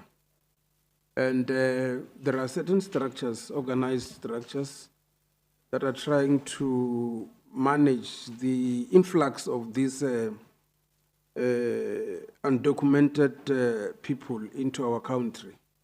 But however, there are also vigilantes that are having their own ultra motives, that of spreading xenophobia amongst the African people. I'm not saying that we should allow undocumented migrants to stay here, but however, the whole situation needs to be controlled. Otherwise, it's going to cause a lot of problems amongst ourselves. Just recently, we have received a message about an innocent boy from Guyana who was, stabbed in Mossel Bay, just because the guy could not speak a particular language, which is spoken here in South Africa. So hence I'm saying, I believe the South African Police Service, together with all the structures, are ready can manage the situation. Otherwise, we are going to cry foul if we don't manage this situation brilliantly. One other issue that I want to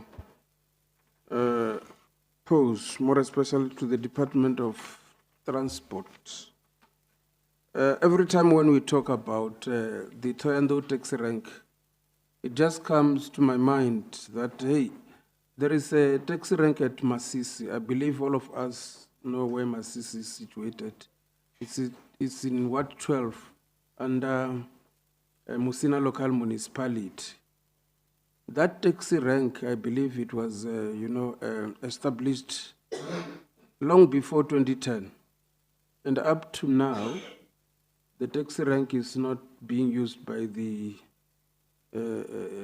taxi associations that side. Before, I'm saying it was established before 2010. So you can just count how many years since the establishment of that taxi rank. I just want to check with the department as to what is happening with that taxi rank. Are we unable to solve the crisis, more especially between the taxi associations that are supposed to operate in that taxi rank? Or otherwise, I think we are privileged enough today to get some responses from the Department of Transport, because I do believe that when you do budgeting, there is also what we call a maintenance budget. And I want also to know as to whether there is a maintenance budget for that unused Masisi taxi rank. As I conclude, I would also like to check with the Department of Transport regarding the private testing stations. They are mushrooming in our municipalities, these private testing stations. I don't know as to whether they are properly being controlled or who is responsible there for these private testing stations that are mushrooming within our province. Lastly, I also want to check particularly with SAPS regarding the private security companies. Are they being monitored in such a way that we know what they are doing? We know even the armaments that they are in control of, because I believe they are heavily armed. They do receive quite a number of, ammunitions, armaments, and so on.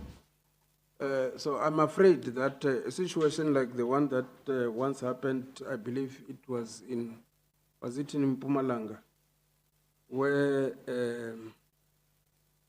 a military base, a training base was established, and those people who were being trained there, they were just released to their homelands. So I'm afraid if we don't scrutinize these private security companies properly, one day they will cause us a lot of problems. Because if you can check in all our offices, we're under their mercy today.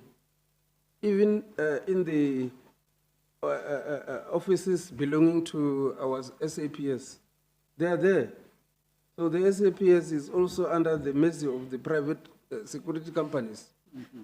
So I don't know where we are going as a country, because definitely we have to check ourselves.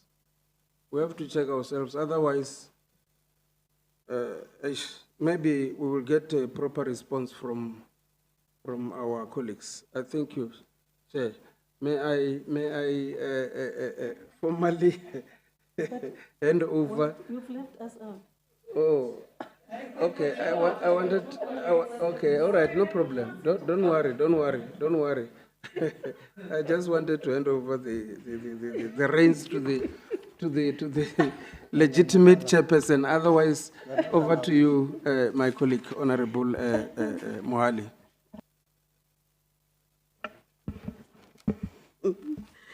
Okay, thank you, Deputy Chair.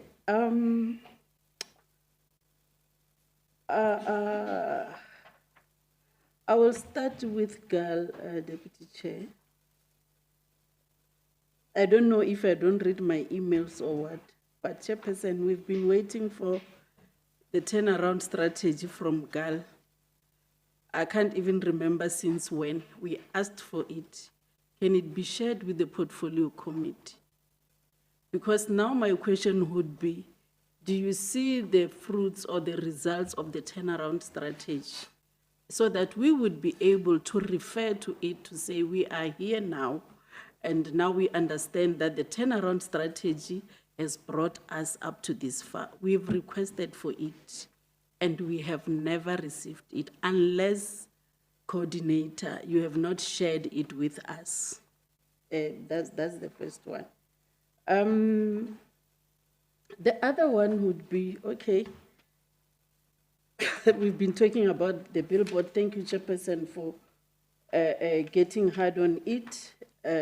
Maybe we'll see ourselves getting other marketing initiatives. If I remember well, at some point, you spoke about 16 marketing initiatives that you wanted to come up with. And in your APP, I'm not getting a sense of those marketing initiatives.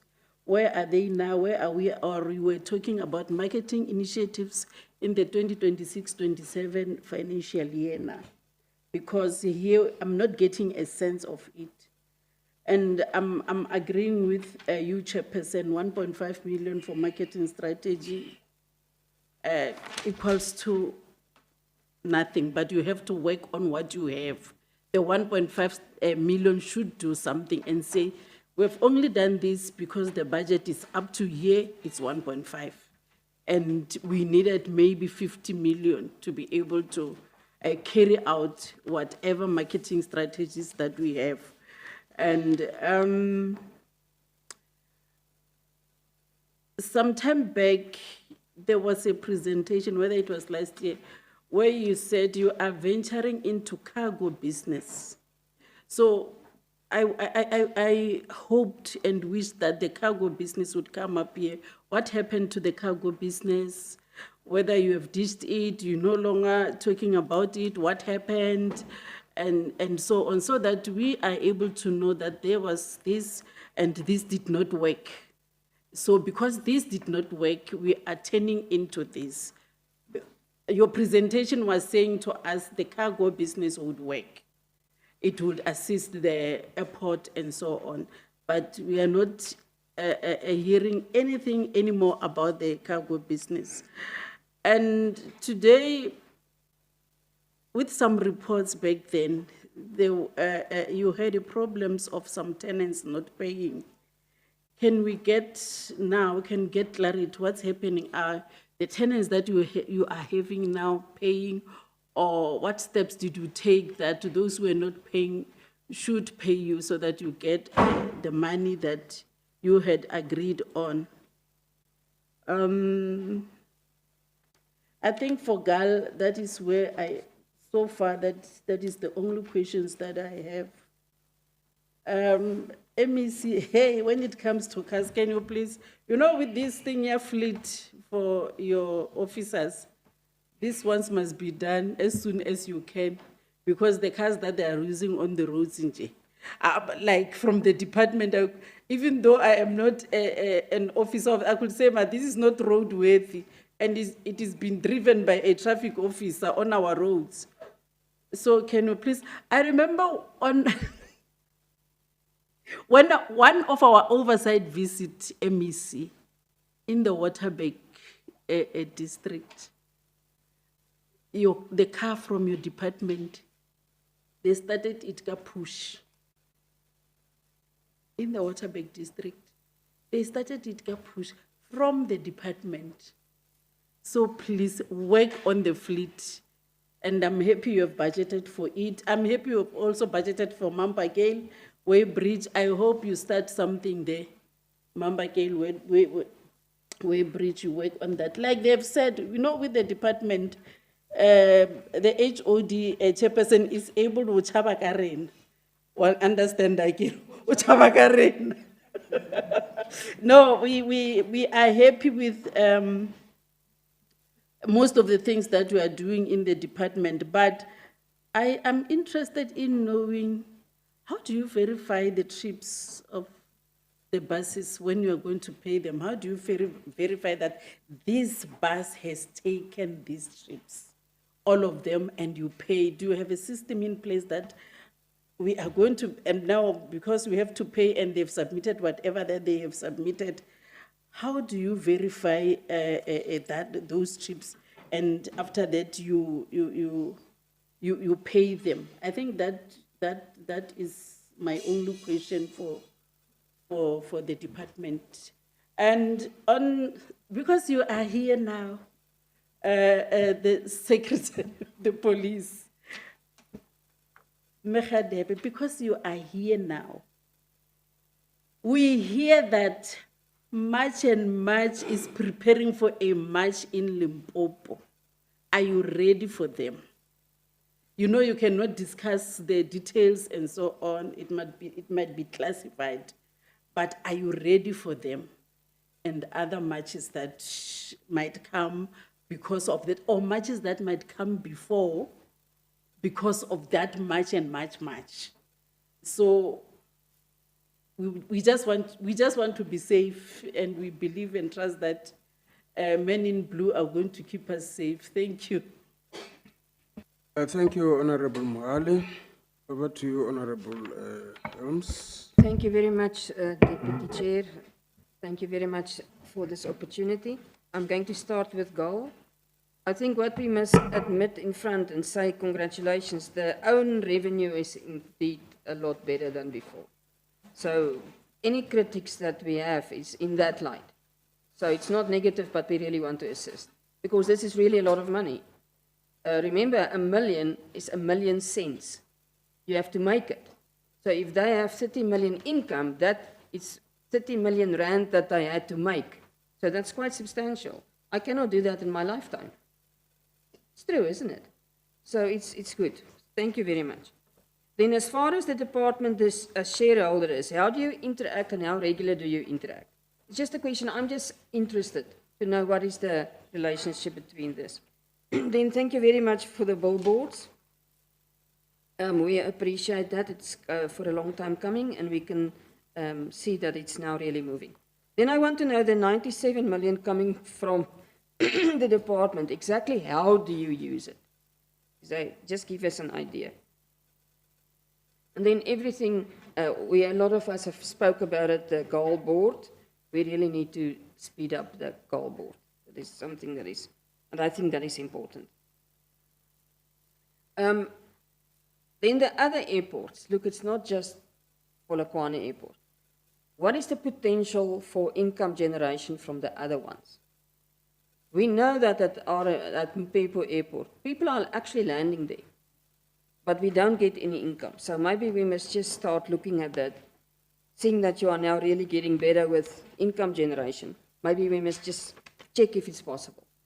And maybe we must ask those people that land there, will they be able or willing to see if we can't upgrade that airport so that people are actually willing to invest and make sure that we get income from that.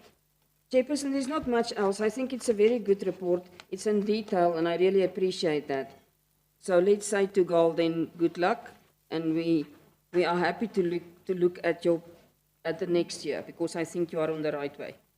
Then if I go to the department, if I just have a few questions for the department. First of all, everybody have said the same thing. Our department is running well. You are doing well. I don't have to say that. I think you know it. All I'm asking is, I see there's a few acting CEOs here. I hope it's just short term. Please don't let it drag on. We know the negative consequences if a department drags on with acting CEOs. And then our department must report on things that has a direct impact from other departments. Road fatalities. What is the impact of bad roads? Chairperson, with all my oversight, I've seen only one road that is good. If you come from Leboa-Gom and you go to Burgersfort, at Apple, just before Apple, there's a road in the mountains, the Ori Baragwanath Road.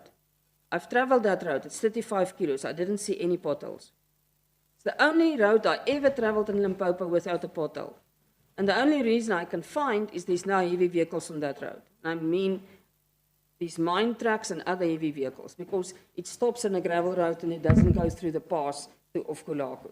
So I want to know what do we do with the impact of other departments? Because if there's an accident, how many times is it because it's a bad road? The day when I did oversight on that road, we were 3 vehicles who have lost a tire, just on that road, when I tried to go over the pass, to go to Ofkulaap, because I wanted to see if that's a drivable road. It's not. But now our department is looking bad, and we must find a way to see if we can interact. Sanral is a very good example. If people have asked about it, if you go on the N1 and you go over the mountain, there's a very sharp corner, and the buses normally have accidents there. But if you compare it to Maguba's Kloof, they have these cement blocks that they can put there. But now I know it's a Sanral road. So we are looking bad. We are blaming because the buses make accidents. It comes to us. Look at all the media, all the social media. My question is, why don't Sanral just put that cement blocks there? And why is there rumbles, these speed humps before so that buses can slow down? This is the stuff that I need to understand. How do we interact with other agencies that impact directly on our performance? Absolutely directly. And what do we do about it? Because every time I see bus accident, our department, and it's not necessarily our department. Especially there at Witvlag, when you go up the mountain, Witvlag is the one, and you go to Ingwe, that very sharp corner. So I think we must just find a way and explain to us how do you interact with these other agencies. Then something that is impacting our officials, but I don't think you can do much about it to help us out. If you look at Hoedspruit, the house where the provincial traffic officers live, it's not good. Now, I'm not sure if the Department of Public Works must look at it, or are we going to make a report and give it to them? But that house we must look at. If you look at it, the water is running at the back. The toilets are really in a bad condition. The same one as when I did oversight in Oorigstad. The police station itself is good, but the barracks where the people are sleeping, this is the same with the police. These black mold, these dangerous things, it's all over that place. So now, you see, it's not really our responsibility, is it? Because that's public works. But how do we communicate these things to them so that we can repair that? Because those officials are definitely going to get sick. And I think we must really do something about it. And then another question is, how do we report alleged corruption? If people come to me and say we want to do driver's licenses or any other license for heavy vehicles, but we have to pay these people to do it, how do we report it and what do we do about it? So that's a question, if you can just help me. And then the bus subsidies after this massive fuel increase. The people using these buses are coming to us and say it is almost unaffordable now. And we need to find a way to do that so that we can make sure that people can actually keep on using it. And just then one question about when the committees are going to do oversight and you have police officers that guide them, they don't stay within the speed limit. Just remember there's insurance issues. If I'm in a vehicle that is driving 160 kilos an hour and I make an accident, my insurance is going to say, bad luck, it's your problem. So please, let me just double check on that. Then for the police, I see when I do oversight, there's an issue about liquor licenses. Some police stations said that they go to the local government and then they decide on a liquor license. But some of the others say they go with the liquor board. I'm not sure what is the correct one. So maybe if the police can just assist us on that one. And then the amount of revenue collected. It's very impressive. But remember, it's still taxpayers paying this. Now, I'm not talking about fines. Fines you can do what you want with. But the license itself, the prices are really high. Maybe we must just look at it again. Remember, it is still taxpayers that pay this. And if your vehicle license is too high, now you're in the temptation to do either bribery or to forge these things. It's the same with cigarettes and alcohol.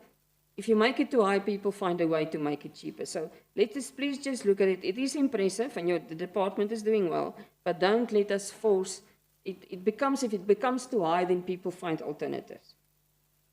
And then maybe we can ask that Sanral must join our meeting, maybe even just every quarter, or maybe just once a year, Chairperson. That they can come and account to us what is the impact of Sanral on this department. They must maintain certain roads.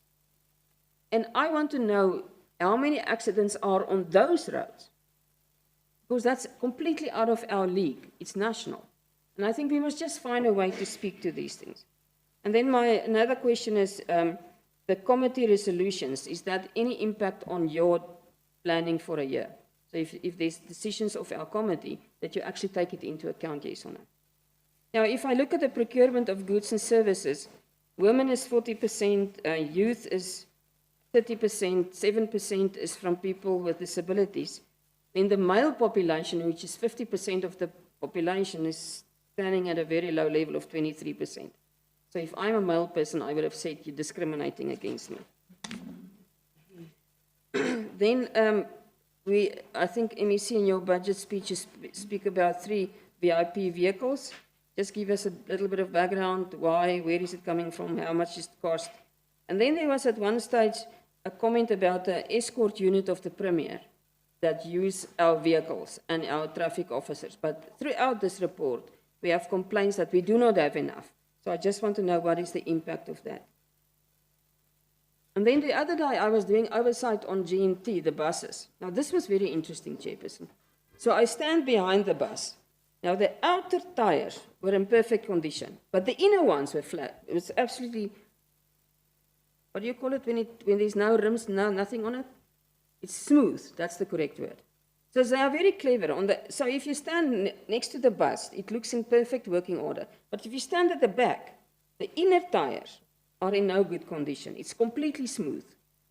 So maybe we must just double check these buses, because that is one that is going to have a problem later on, because that's the ones that is going to burst with that problem. So we must just make sure that we check on that, please. Because they are very clever, these people. They will. Then the non-contract operators, maybe we must just get at some stage some more information on them, please. And then what I want to know is we have certain routes. Can we get a list at one stage of the different routes that we subsidize? And then you speak about 60 million commuters that we actually have. Is it repeat commuters? So how many unique commuters do we have, passengers? So if I'm a person with a ticket, do you count me as one, or do you count me one for every route that I do? So if I go to work 5 times a week, is that 5 passengers? Or do you choose me as one passenger, even if I use it 10 times? So just give me an indication so that we can please understand. How do you work your 60 million commuters? Then I want to know about your speed operations. The calibration of your equipment, is that done regularly? Is it done professionally? Is it up to date? Just please give us an idea. And then you say one of your outputs is a number of drunken driving operations conducted. Is it part of your normal operations? Because I want to try and figure out the figures here. If you do normal speed, you stop people for speeding. Do you also check them for alcohol? So for drunken driving. So I just need to understand how you do it, because otherwise the figures doesn't count up. I want to find out if this 4,662 is part of something else. It's fine that you list them separate. I just need to understand if it's unique or is it part of all the other ones.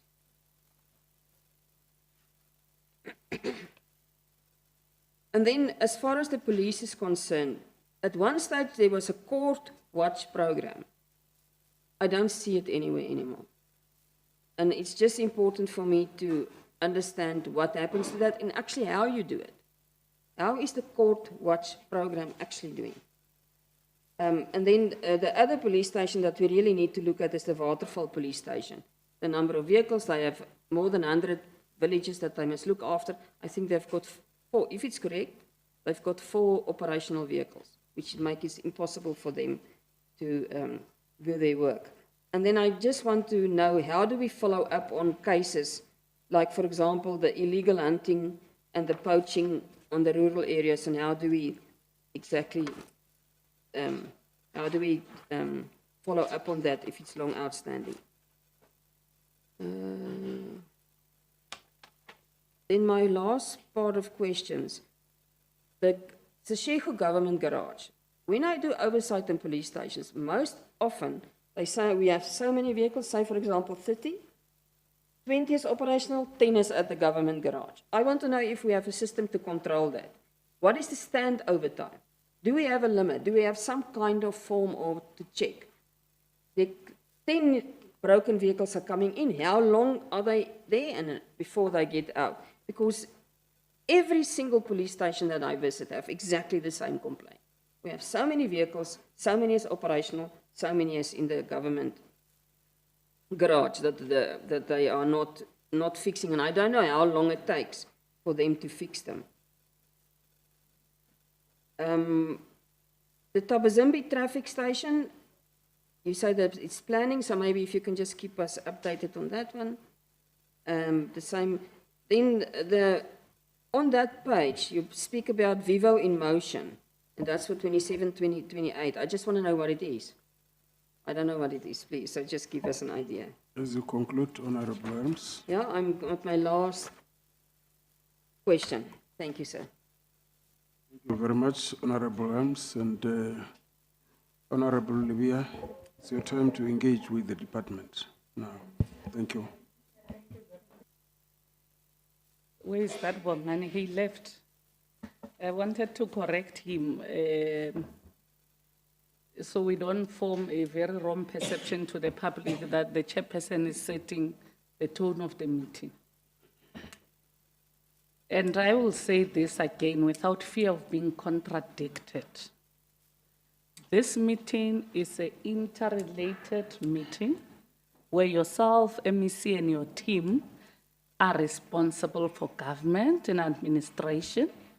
Ourselves, as members of the portfolio committee, are responsible for oversight.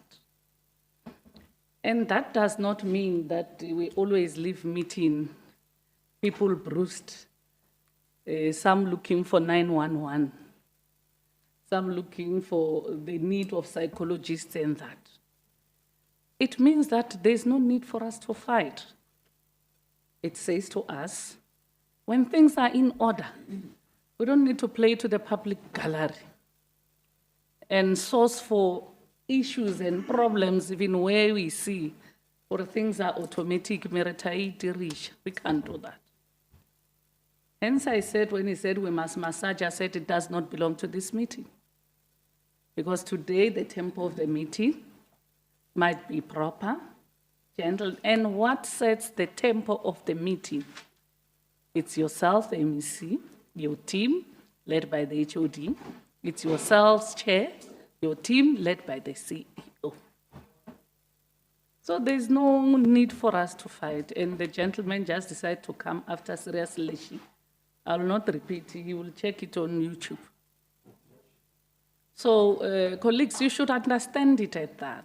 Even when we leave here, stop gossiping about us and getting very angry, open WhatsApp group about us. Leadership is humility. You can't lead the people that you do not love. If you do not have a heart for people, you do not belong to the government of Limpopo. Not at all. So I'm saying this, MEC, that we should dismiss the notion that, hey, that portfolio committee, people are very bitter. Who's bitter? There's no bitter person here. We are here at the behest of the people of this province. That's why ourselves, we don't write a CV and apply for these positions. We get elected by the citizenry of this province. So colleagues, please, when we leave here, take this portfolio committee as a portfolio committee of the people. Now, HOD, I will start with you with the department.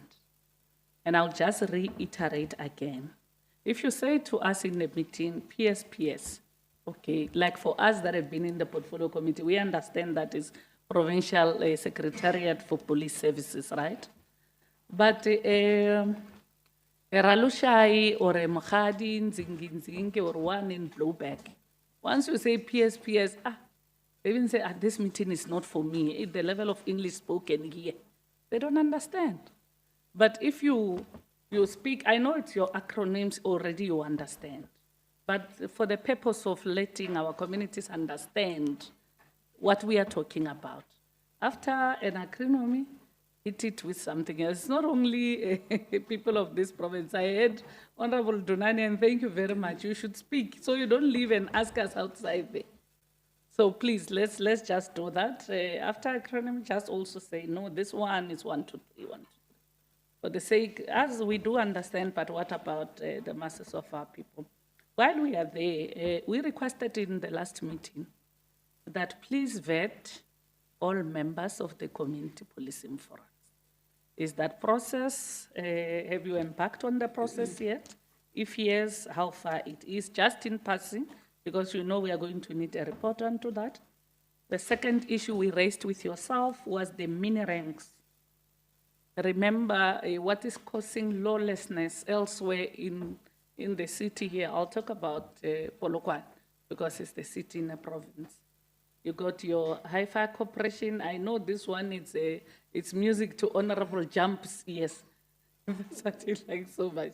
Hi-Fi Corporation, we have one right in front of your doorstep there by corner, Bodenstein and Church. I don't know about any other places, but that breeds lawlessness. We also requested in the last meeting that we embark on a program of regulate. I don't know how you can deal with that, but we don't want to come, that is your space and the space of the MEC, but let's look at how we kept these things, because people go there, hitchhike, women in particular. There are 3 or 4 stories now of people that were taken from these mini taxi ranks. They hitchhiked. They unfortunately did not arrive home as a full as they got into those vehicles. They are marked, they were violated, but those taxi ranks are in front of our eyes. It's an indictment on all of us. So if you have started on that program, how far it is, if we could get that. And Honorable Helm, in terms of I heard you speaking of, you have raised a lot of issues that talks about Sanral, RAL. You remember what we've done as a portfolio committee? We had a joint meeting with the portfolio committee on public works, where we discussed about the Toyando intermodal. And I'm glad now it's moving, we are told it's moving, but it was an oversight of this committee, if you remember very well. So that is part of what we can do as joint portfolio committees in terms of roads. We identify, our researchers go on pre-oversight.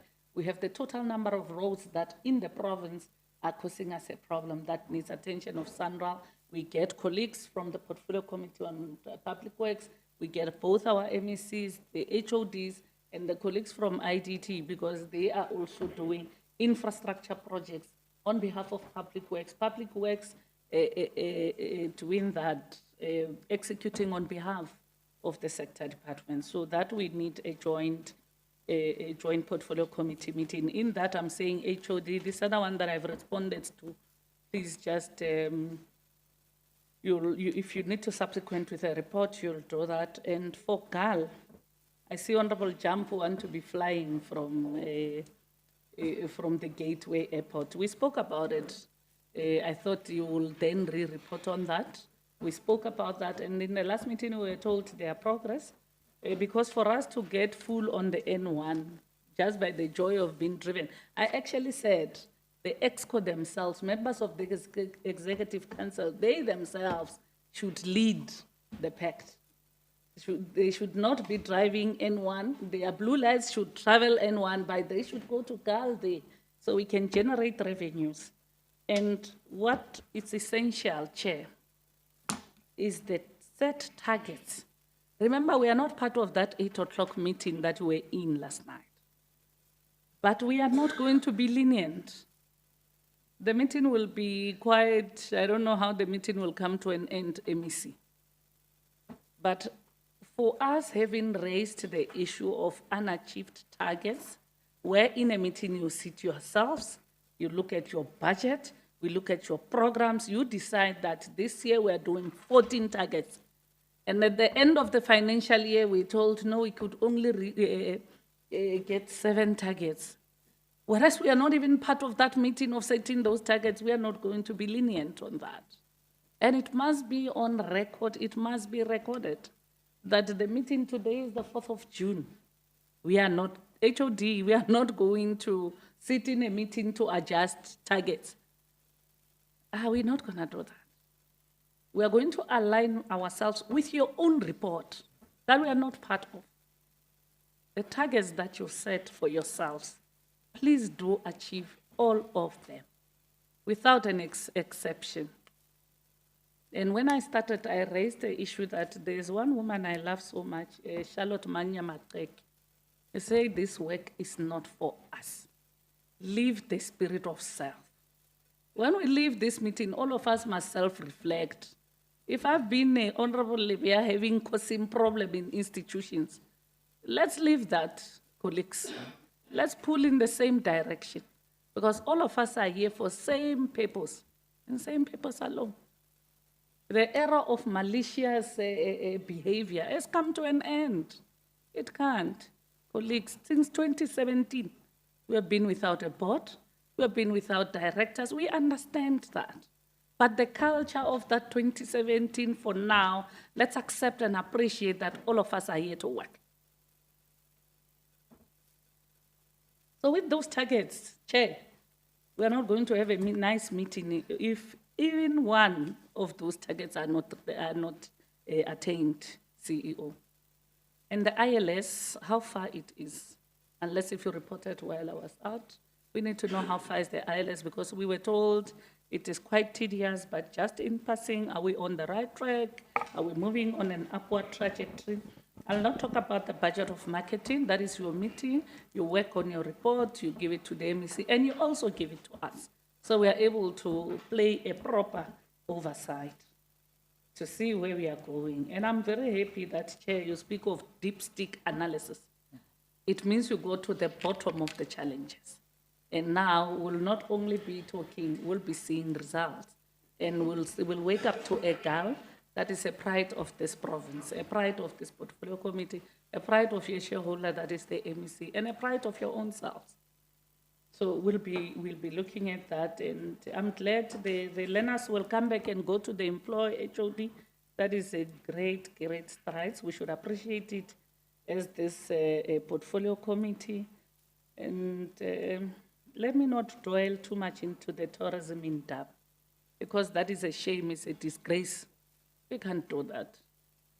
Particularly if there's budget that LTA wanted to pay, let's all of us go. Then we look like, you look like Richiwana, so people are saying, who's that? That airport in Limpopo, I can't even say Limpopo. Then they start undermining all of us. You go to a meeting in Gauteng, you're from Limpopo, oh, that airport, we don't want that. We want people to know that we mean business. And the advertising, why we were hell-bent on marketing, Chair, we spent, that is Honorable Mankwana's most loved and adored point of marketing. I know in every meeting, if she raises her hand, I'll even talk to the coordinator of marketing. The only thing that we don't see advertised in the newspapers, I think it's a Rolls Royce, because it has its own target market. But Reina, as a GAAL, a small airport like that, we need to go out there. People must get tired of seeing GAAL, whether they are tired or not, but in their own subconscious, they'll know, there's an airport, I need to quickly go to Gauteng and come back. So that thing of marketing, when you work on your strategy, don't only give billboards to people that are renting there. We don't have anything to do with them. They're only paying you rent. You are generating an income, but what about yourselves? I care about you start at home first before you fix other people's problems. So let's do that. In the next quarter, when we sit here, we would want to see a letter, Chair, inviting the portfolio committee that let's drive the N1 North. Let's drive to Musina. Let's drive at least up to Makado. Then we want to see after every 50 kilometers or so, we hear something about GAAL. Fly with us, whatever the case. GAAL is here. You want to go to Gauteng and come back, GAAL is just at your corner, whatever. Just be creative. But let's all of us bring it all together for the sustainable order of getting GAAL where all of us wants to see it. And today I don't want to speak a lot because the tempo of this meeting from the MEC was set properly. So the HOD, he continues taking us up. Then luckily, for the first time in a long time, we got to a GAAL where all of us were sitting in the first class. So let's maintain that, what do you call it in aviation terms? Latitude, is that what you call it? Let's maintain that. Let's not come down, let's go on an upward trajectory. And we understand there will be challenges here. We are human beings with different mindset. We'll never agree, but let our disagreement be in a way of building back the GAAL to the GAAL that we want to see. Before we allow the provincial commissioner, HOD, just in brief, areas that we raised that you have answers here. Chair and the CEO, areas that were raised that you have answers here. And yeah, we'll be done with the two of you. MEC.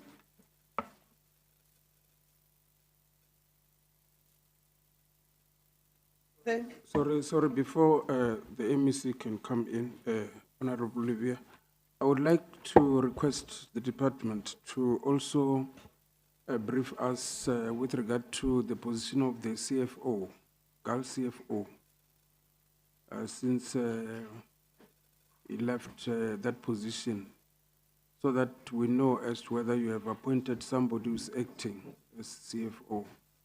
And also the revitalization of PRM Pepo Airport. Thank you, Chair. You can proceed. Thank you, Deputy Honorable. Chair. I'm going to veto that one of the PRM people. Give us a report on that. It's good for us, Chair, to have it as a report so we're able to refer. The CFO, yes, it's fine, it's very critical, and who's also working on your finances and all those things. Is this one, yeah, PRM people, couple it with the report here, the processing of vetting, the mini ranks, and the joint portfolio committees. Give us the report, detailed report that he's raising is quite critical.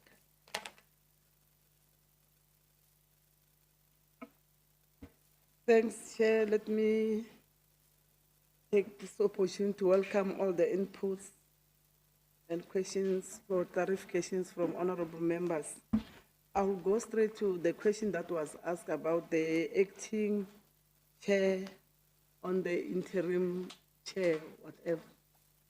In our last meeting, there was an apology from our interim chair who was not feeling well. He was admitted. And from that time till today, he is still on sick leave. So we did not wait for him. We said we have to see GAAL moving. And so we in consultation with the Premier's office, we appointed Mr.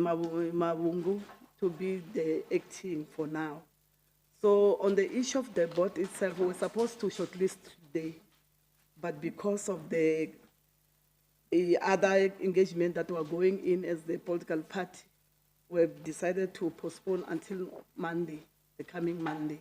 So it's then that we'll be doing something, you'll be hearing something. But for now, it's acting on behalf of Ramakwela, who's not feeling well. Thanks. Maybe before we start, let's also say, because of other engagements, you are unable to shortlist. He will be taken to task, MEC. And also maybe to also inform that we got a message from your office, MEC, with regards to the appointment of Vumsit. So I think maybe some members might have missed, or the letter was not shared to members as well, but we were adequately informed, and thank you, MEC, because the minute they changed, they were able to send us a letter through to your chairperson that the Ndavera Makwela will not act due to other things, and then acting chair is Vumsi. Just to say, members, we are aware, the chairperson is aware. She will just share that letter to all of you. Thank you very much. Honorable Chair, let me allow the issue to take us through other comments and questions for clarification. Thank you very much, MEC. Just quickly, the first issue of the acting CFO. Our CFO was unfortunately involved in a motor vehicle accident from, I think it was last year, August. She's on an incapacity leave ever since. And we do now have Ms. Mkawane as the acting CFO. That is actually the situation. The acting is temporary. Now, there was just a few questions, and my team, I would understand they've noted them in line with their area of responsibility. But just to quickly on the issue of the N1 after Makado, the perpetual accidents that we continuously experience with the buses there. The question was to say, what is going on? If you look at it, you are not going to rule out a combination of the road design. That road is descending the mountain. There's a first curve, and then there's now a stretch of about 300 meters, actually 500 meters, and another curve when you're descending. And on the left side, you see there's a ditch that is caused by the river there. So generally, with motorists, also the second part is the driver behavior, because there's clear signs that they need to reduce the speed, change to lower gears, especially heavy motor vehicles. If you go into that curve at high speed, immediately when you go in a straight line, because of the perpetual brakes of heavy motor vehicles, the tar road is no longer smooth. When you brake on a surface that has got bumps, then the brakes don't really work that well. We all know those who drive. If you try and apply brakes on a bumpy road, it's a problem. So now, vehicles that are carrying loads, the momentum gets carried off because it's a descent, and then now another curve. That's where they fall into the ditch. And we've actually returned to Sanral to say, look into this. And we proposed two solutions. The first one to have a concrete a wall on the left, and secondly, to improve the signages. And both have actually been implemented 2 months back, and really we appreciated what Sanral did. The second part of it is that Sanral needs to look into the design just to try and kill those sharp curves. But in the main, if we are to get it right, drivers have to really understand that when you are going to descend in a curve, you have to reduce the speed. And we've actually put the signages there. It's many issues. In other areas, the recent accident is because the bus had failed brakes, and the driver saw it, but he stopped, checked, and proceeded with the trip. And when it was a descent, chaos then happened. Mainly, if we deal with the driver behavior, most of our issues would then be sorted, because if he had stopped, I mean, many lives would have been saved in that regard. And on the PSPS structure, we'll submit a report, Chair, and on how it is, and that would actually talk mainly with the relationship that we have with the CPF, CSFs, and how they are actually lined up in police stations. We do have all of that. In fact, Ms. Mogasha also does have information on that. We'll also look into the issue of the N11 and D2534, that intersection. If you look at it, the design itself, I've seen the video you're talking about, where the stop signs are far apart. By the time you want to go to cross, and then you may not be able to see the other side. So it's a design problem, but also, I mean, motorists really need to understand that when you enter an intersection, make sure that there's nothing that is going to disturb you. We'll look into that. I think we'll also inform, if it's a provincial road, we know N11 is Sanral, we can then have those discussions to improve the designs. We will also, Mr. Nkanyan will talk to the Masisi taxi rank in terms of maintenance. I do believe there is something that we can deal with. Private testing stations, Chair, this one, we've seen it as the department. We've actually put a moratorium to say we're no longer going to approve them. Firstly, we'll do an assessment. We'll look at the radius from one to the next in terms of the need. And once we then see it ticking the boxes, because it's all about services. we don't want customers to travel long distances, then we can then consider it based on that. The mushrooming, we are aware. In fact, I think we may be the highest among all the provinces in terms of the mushrooming of the private testing stations, and we don't want that. Because the more there are many, less business, and you start to see them cutting corners and testing vehicles that are in Cape Town and somewhere else, even if they're not here, because you want business. So those are the issues that we're dealing with. The fleet, you see that we have got a lot of budget that we've put into the fleet. We're looking into that. We just apologize that a vehicle was like that. That's maintenance. Sometimes proactive maintenance does help us, but sometimes a vehicle will give up without giving you signs. So those are the issues that we deal with, and then we're replacing those vehicles. The issue of how do we monitor our trips? That's why you saw there in our APP. We monitor them manually. However, we are now implementing a system that will automatically monitor these buses as and when they move. We will know through the system the start trip, what time they arrived at a certain stop, the speed limit, the behavior of the driver for that matter, because there will be cameras. But also the system itself will enable you to buy a token, load it with cash. It doesn't matter whether you bought Madodi, Kopan, or Bakhwadi, any bus, the token itself will work like an ATM card that can work anywhere. But in the main, we're monitoring them manually. The reports that we receive are the ones that are going to then talk and correlate with the invoices, and then we're starting to pay invoices. The manual monitoring, the question is it credible? We can only do so much. We're not monitoring every bus. We then look for areas that may be challenging for us. GNT, one of them. So we then utilize what we see just to make sure that we go closer to where there could be problems. There was an issue around the shareholder and GAAL. Chair, the shareholder would normally sign. We facilitate the signing of a shareholder compact, which then says there should be meetings and reports. Meetings are normally quarterly, and the shareholder can call ad hoc meetings to deal with other issues that really crop up. But in the main, quarterly reporting and meetings, that's actually how the relationship gets strengthened. And as a department, you then realize that we have a shareholder rep who then sits in the board, but is a departmental official. So that is actually how we are dealing with that. It goes without saying, Chair, the bad roads that do impact the issue around fatalities. In areas where there are potholes and related things, especially at night, you then have motorists, our reports in terms of road accidents reports. You're trying to avoid a pothole, then those other issues are there.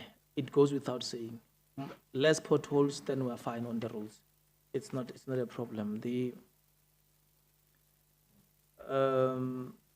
CFO will talk to the procurement of goods in terms of the allocation of those percentages in terms of the categories, youth, women, and all of that. GNT buses in terms of roadworthiness, we do our monitoring. It's not perfect, but where we then pick up a bus that has got roadworthiness issues, there are penalties that we then hit them with. It's in their contracts. They do know that we may not be covering the entire space at a go. And which company will talk to the issue of the 60 million kilometers, how is it determined in that regard? And he will also talk about the 9 contracts that we have. And I think the issue of the list of routes subsidized, will submit a report, Chairperson, so that we're able to then give you those issues. And that Matsela will talk to the speed machines in terms of calibrations, and also the issue of speed operations against drunk driving operations in terms of how they are done. The court watch programs, Memorashwa is here, and these are things that I wish they will then talk to quickly without wasting time. Following up of cases also Memorashwa will talk to. Vivo way in motion, Chair, we as a department, this is more like your weighbridge. It's an inspection point for heavy motor vehicles, your buses and trucks. We have chosen Vivo because we've seen that trucks have now moved from the N1 to the R521. They're trying to avoid compliance inspection checks on the N1 corridor. So they're coming towards R521. We then need to still put them through the compliance checks. Mainly, we believe we will be assisting in terms of compliance. The one other issue, oh yes, they will submit a report on the vetting of CPFs and CSFs. We're actually dealing with that. The minibus taxi, the mini taxi ranks, Chair, we have actually collected the list of those. We do have it now. We've engaged with the municipality, but we're writing to them formally. And this is one report that we're going to give to Capricorn Santaco next week, because they are raising these issues to say, transport, help us on this. When we have discussed internally, if it's in town, the municipality has to be decisive on ensuring that they control what happens in their town. But we have actually listed all of them. We are going to facilitate that. We are now beginning to work very closely with the municipality in terms of dealing with the issues of transport. On PRM, people will submit a report. I'm going to start with that Matsela quickly.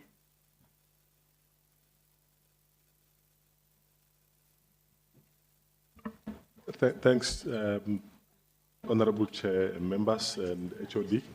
The one that I must, or I should respond to, is the one for confirmation of the calibration of the speed machines. Yes, we've got a schedule that talks to the calibration of the speed machines in the province. So I can confirm that any machine that is used in the province by our officers is calibrated. And that is in terms of the requirements of the law, that any machine that has to be used must be calibrated. The one that talks to drunken driving as to say, why can the officers not deal with all those challenges at the same time? It is true that all officers are trained to handle these cases, but then we, beyond that, get some to be trained to do more and to focus on other areas. But at the same time, if you look at the handling of the speeding or overspeeding has now become one of the pillars that talks to and has been identified as one of the causative factors that results into the fatal crashes on our roads. Now, overspeeding cannot highly be handled in the evening. But at the same time, drunken drivers, you may not find most of them during the day. I'm not saying we cannot find them. We have arrested a lot of them, but mostly we know that their existence is usually late hours and towards the weekends, Fridays up to the early hours of Sundays. That is the main reason why they have now become independent indicators within our APP. So that is the response, Honorable Chair, towards the question that has been asked by the Honorable Member. Thank you very much.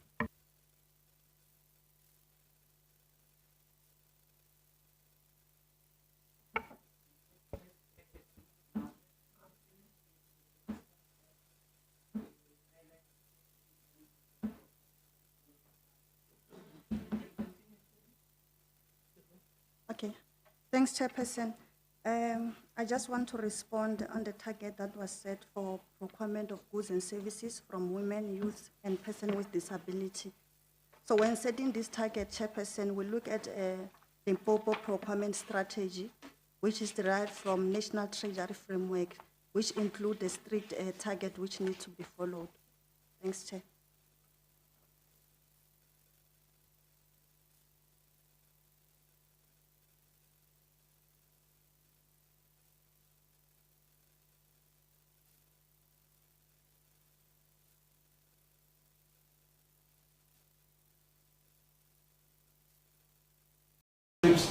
For the year gives us the total number of passengers.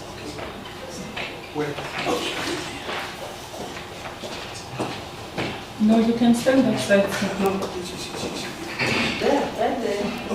Just behind you, Okay, no, thank you. I mean, excuse me, my brother, behind your MEC and your HO. Okay, thank you. Thank you. Right, the total number of trips gives us the total number of passengers transported. That's calculating the trip. Like for example, a trip from Sishiku to Blukwa is a trip, and it will be having 60 or 79 or 114 passengers, depending on the capacity of the bus. Then that is how we come up with the total number for the year. So we have got the formula of calculating the total number of passengers plus the total number of trips. So trips times passengers gives us the total number of passengers. Thank you.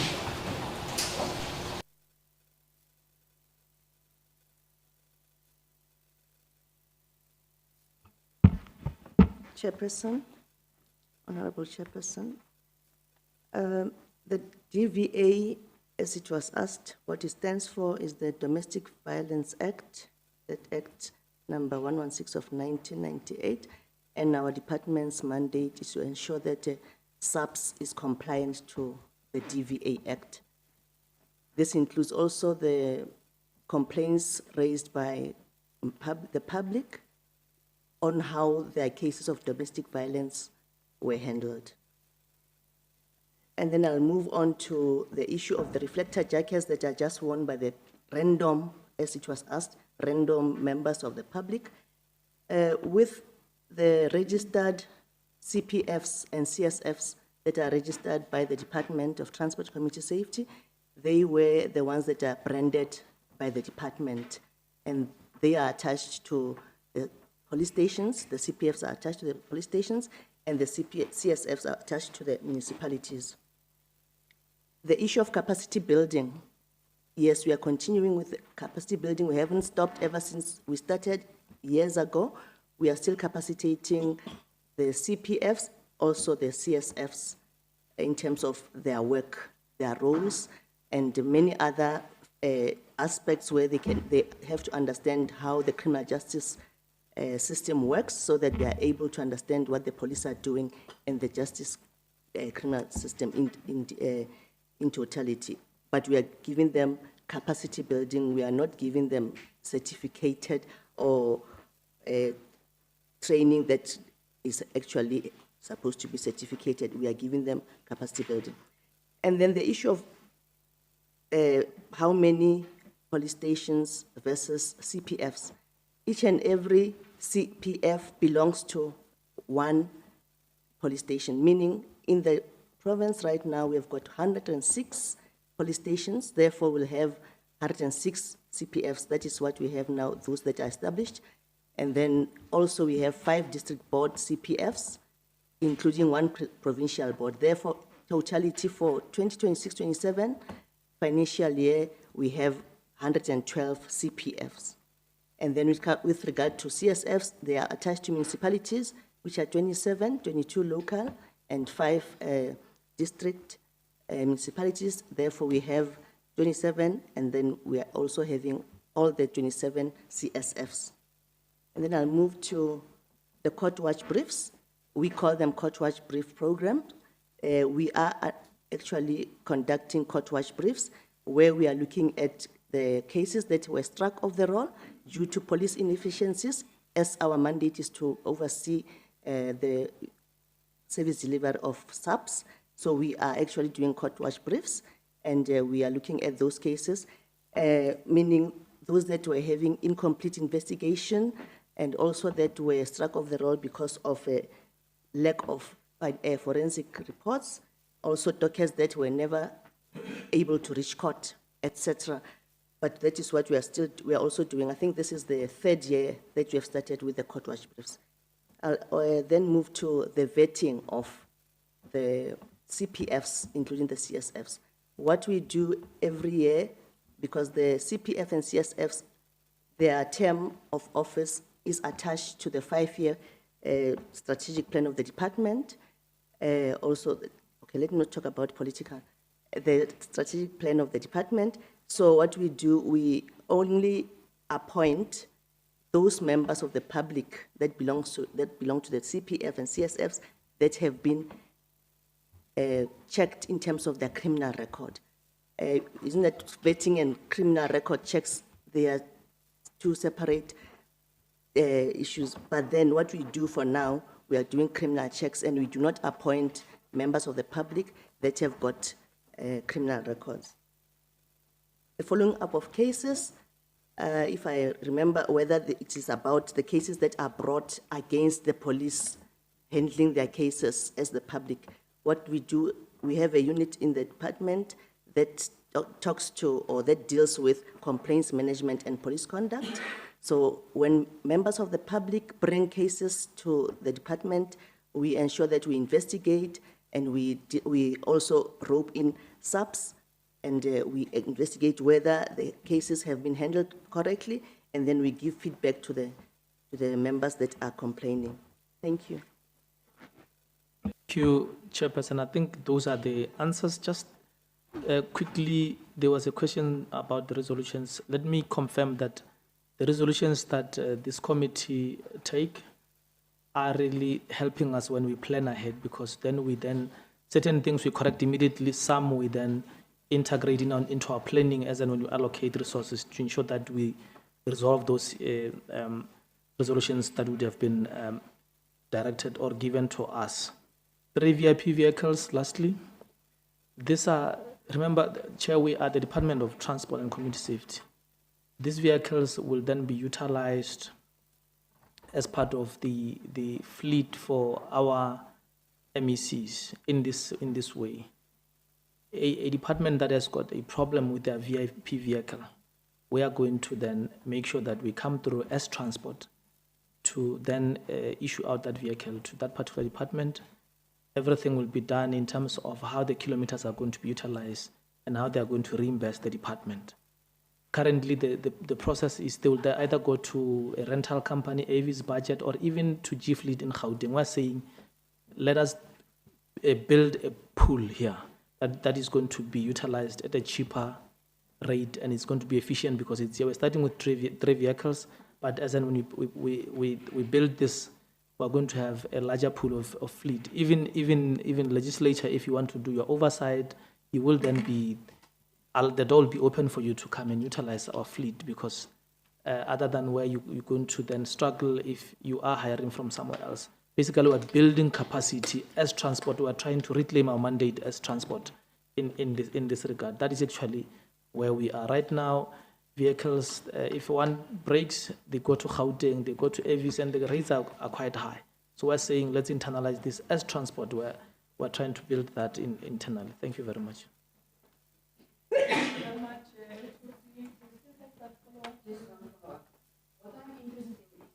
We have an output to say we do so many drunken driving inspections. What I need to know is those numbers. Is it included in the others, or is it specific inspections that you do separately? That's what I try to find out. Chair, they are not combined. When you go do drunk driving operations, you then carry even the apparatus for that. But when you do speed operations, you carry specific apparatus for that. Having said that, when you are stopped for speed, the traffic officers may still be able to check if you are not under the influence of any substance or so. But drunk driving operations, even the preparation is far different from speed operations. The one needs speed cameras, the other one will need your breathalyzers and related kind of equipment. But if you are stopped for speeding, they may still check if you are not influenced by anything else, and then they can take you through the processes. Thank you.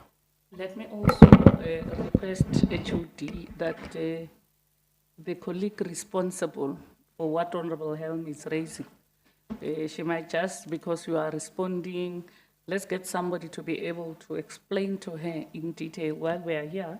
When we are going to break, any other colleague that is responsible for that, quickly let Honorable Helm have 5 minutes so she's able to be adequately clarified. I see she's raising it from a point of concern and she needs to be clarified. So please, let's do that. Let's take it out of the meeting.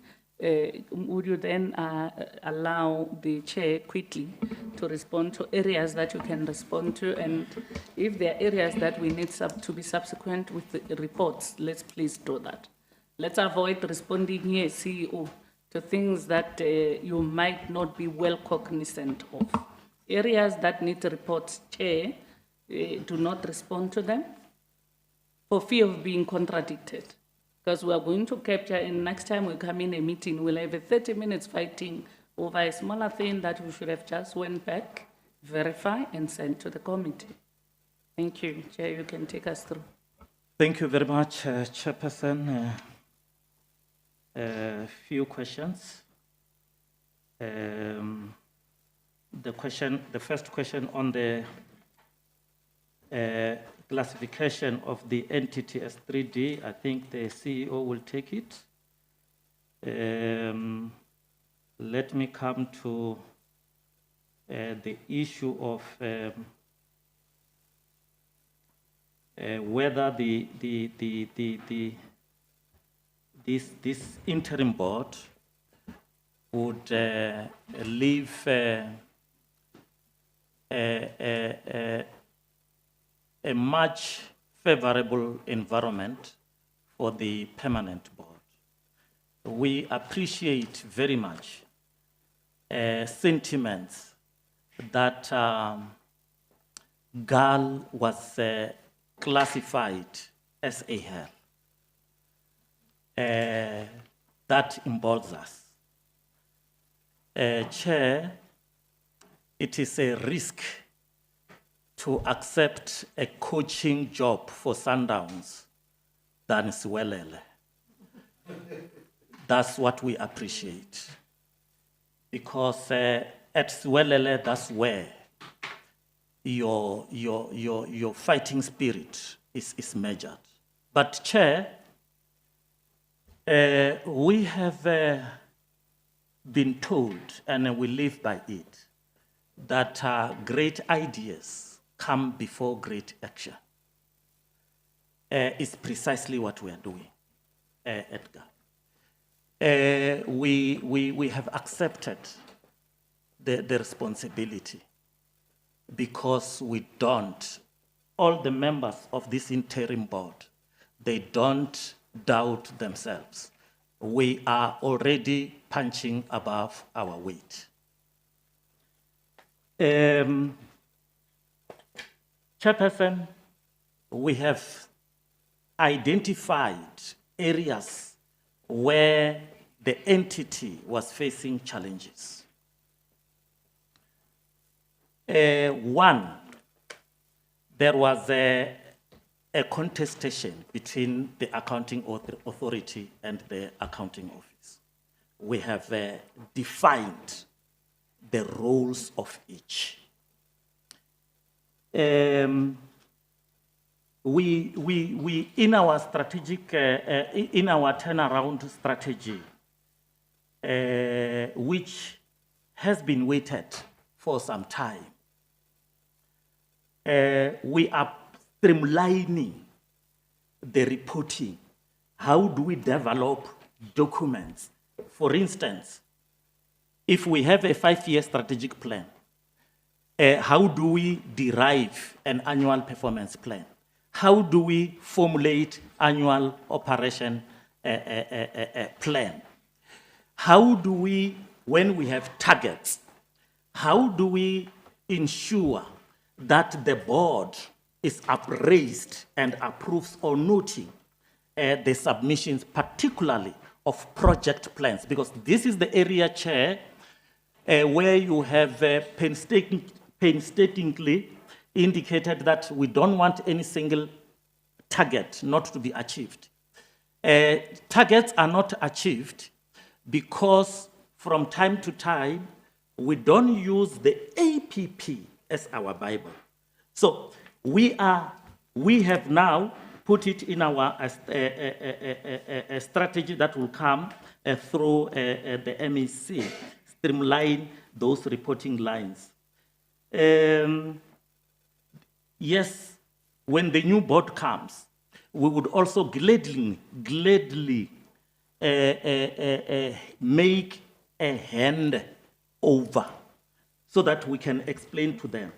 The issue of members of legislature flying from the airport is part of our turnaround strategy. When the MEC will be tabling it, it will be there. But it's much bigger than that. It's not only the members of legislature. Actually, our dream is that all Limpopo employees in government, when they travel out of their province, they must fly from the airport. It is even convenient and cheaper. Once that is approved by the necessary authorities, we are going to be a different entity, Chair. Turnaround strategy is coming. The MEC will present it. We are just making final touches. We are not going to take 2 years like other previous boards have done. We stand by our words. The marketing,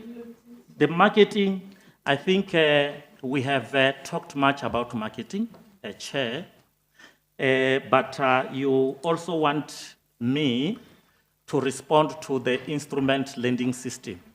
You want me to repeat it, Chair. I'm going to repeat it. We have gone past the bid evaluation process. Now we are moving to the BAC for finalization, just to receive the recommendation of the BAC, and then the issue will be finalized. The cargo business, the CEO will respond on this one. I'm not going to attempt it. So I have isolated issues which the CEO is going to attend to, is the classification of the entity as 3D, and then the cargo business, unless she has captured others that I could not capture, which she would like to align herself to. Thank you very much, Chair. Thank you very much, Chair. The question about GAAL being classified as a 3D, Chair, I will share a conversation, or rather a discussion that we had in a very vigorous session that we had with management this week, to say we do not believe that GAAL is properly classified as a 3D. And the reason for that is we look at GAAL, or rather the airports, as enablers to drive tourism into the province and also to drive economic activities. Yes, in the process, we do need to make revenue. However, if we look at our airports as enablers, and as government, we support the airports in such a way that we are able to develop routes, then in that way, we will be able to approach airlines, and we will be able to develop those routes and increase movement of flights and passengers.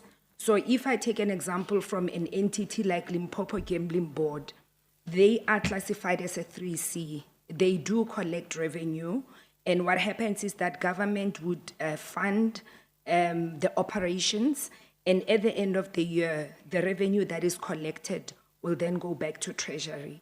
And in our view, while the airports are growing and while the entity is growing, the best funding model for us would be to be treated as a 3D, where we get funding for operations. Yes, we must have a mandate to generate revenue, but the biggest thing is that we are an enabler of economic activities in the country. The second question that was asked was, are we seeing, do we think that the efforts that we are putting are actually sufficient? And the answer is yes, there is growth, and yes, we believe that there is more room for development. And I've just jotted 3 examples where I'm saying in the last 5 years, we have grown from 6 million to 24 million, and we are saying this year will grow to 30. We come from a GAAL where the license was downgraded and there were no commercial operations to being able to retain a license for more than 24 months. We come from a GAAL where there was an adverse audit opinion and we're sitting at unqualified. I can sit and list a couple, but I'm just saying that yes, the efforts are definitely starting to show results and we know that there is room for development. In terms of legislature specifically, we have actually had 2 meetings with the Secretary of Legislature, and we are working with them in terms of making sure that they use our services to an extent that they said in some of the meetings we have had with airlines so that we can start looking at tailor-making the requirements so that they are better fitted to the users of the airlines. So definitely, Chair, there is progress in that regard. There was a question on marketing initiatives, the confusion of the 16. So in 2025-26 APP, we had 14 initiatives, which this year we have 16, and it's different initiatives. For example, in 2025, we were looking at things like participating in the holiday fair, exhibiting at a Mail and Guardian event, launching of our website and CSI events. And there's more, up to 14. And this year, we are also looking at different ones where we are starting to go to your grand scope when there is, in the Easter holidays, when people are moving to say to people, we are going to go to the people on the road and say, here is a flyer, please know about our airport, please use it, this is our flight times. And some of the marketing initiatives that we are doing in June, this month, we are having a media tour where we want the media just to tour our airport so that they can go and write articles. We are participating in Tourism Month exhibitions. We are also having our very first Polokwane International Fly-In, where we want all the general aviation people to just come and we have roundtables and we start talking about their requirements, what we can do for us. So the list is endless. But it's different initiatives for different years. In terms of the cargo business, this will be reported in our Q4, but the progress is that we have advertised a request for proposal. We have contracted a cargo operator. They have paid rent as from the 1st of May, and now we are busy with the compliance of the hangars that they will be using and set up. Our agreement is that by July, they will start operating. Tenants that were not paying rent, we have locked them out, and we are using our debt collectors to assist us to collect the rent that they owe us. The 97 million, there was a question about what do we do with the 97 million. On our budget on page 7, there is page 8 rather. There's a breakdown of the operating expenditures. And our biggest expenditure is our COE, which is 51% of the 97 million. Somebody might say, why is our COE that's high? But the truth of the matter is that more than 60% of our staff is staff that is in operations for compliance. So even if we wanted to say we want to scale down, these are compulsory. But on page 8, there's a breakdown of what we do with the 97 million. Other airports, if they have a potential for income, will include it in the PRM paper report as the chair has guided.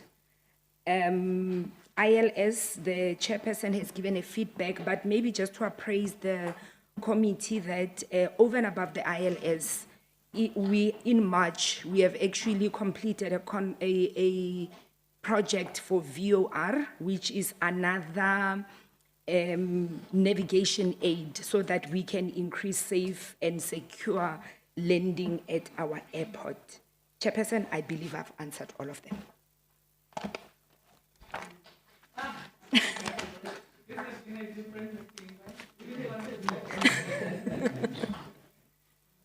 Let's maintain the act. Let's not allow our flights to ambulances. Well, if we are flying or you are embarking on a journey, particularly international, whether we are sure going to reach different kind of weather, whether we like it or not. So when we reach that weather, the unity that we've seen you displaying here in this meeting, let it keep you glued together, understanding that you are a group of men and women with different mindset. And you are allowed, you'll not think the same, you'll not see things the same. But at the crux of it all, the primary objective of all of you coming together is to make the people of Limpopo proud, is to let the country, the rest of Africa and the world, to acknowledge that there's an airport in Limpopo that we can fly to if we want to connect to the great South Africa. MEC, thank you very much. You know your department is giving us joy and peace, HOD, but that does not mean that we'll keep our thumb ready to press whatever insect might want to crawl out of the pack. But we are here to play an adequate oversight, and you are making us to really play an effective and easy one. You make things look very easy.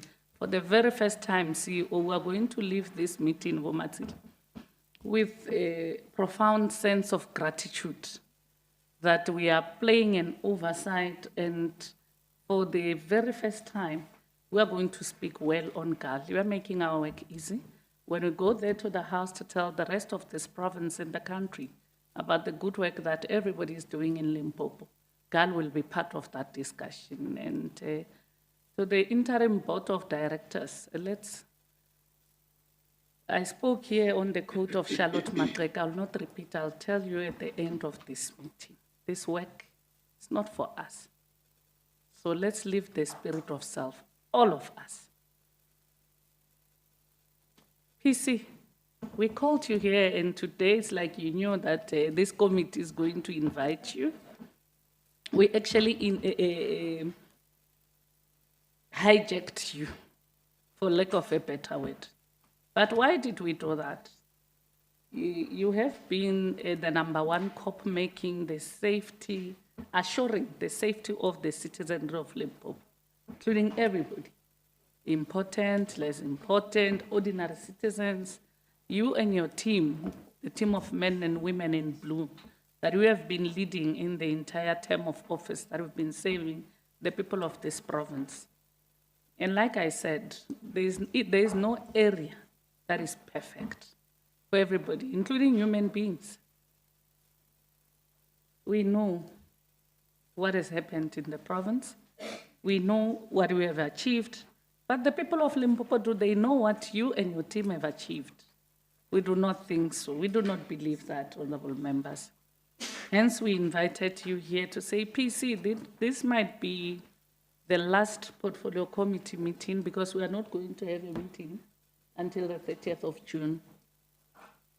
So we wanted to give you an audience to tell us, our provincial commissioner, while the days are fast approaching, while the days of you leaving the hot seat that we've been occupying for all of us is fast approaching. But we wouldn't just sit here and allow you to leave without coming to speak to the people of this province and ask about the good stories, the achievements.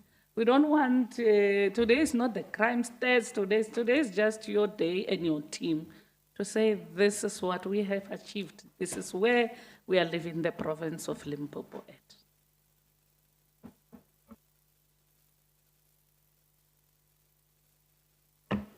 Chairperson, I've been battling with flu over days since I left last time, the portfolio committee.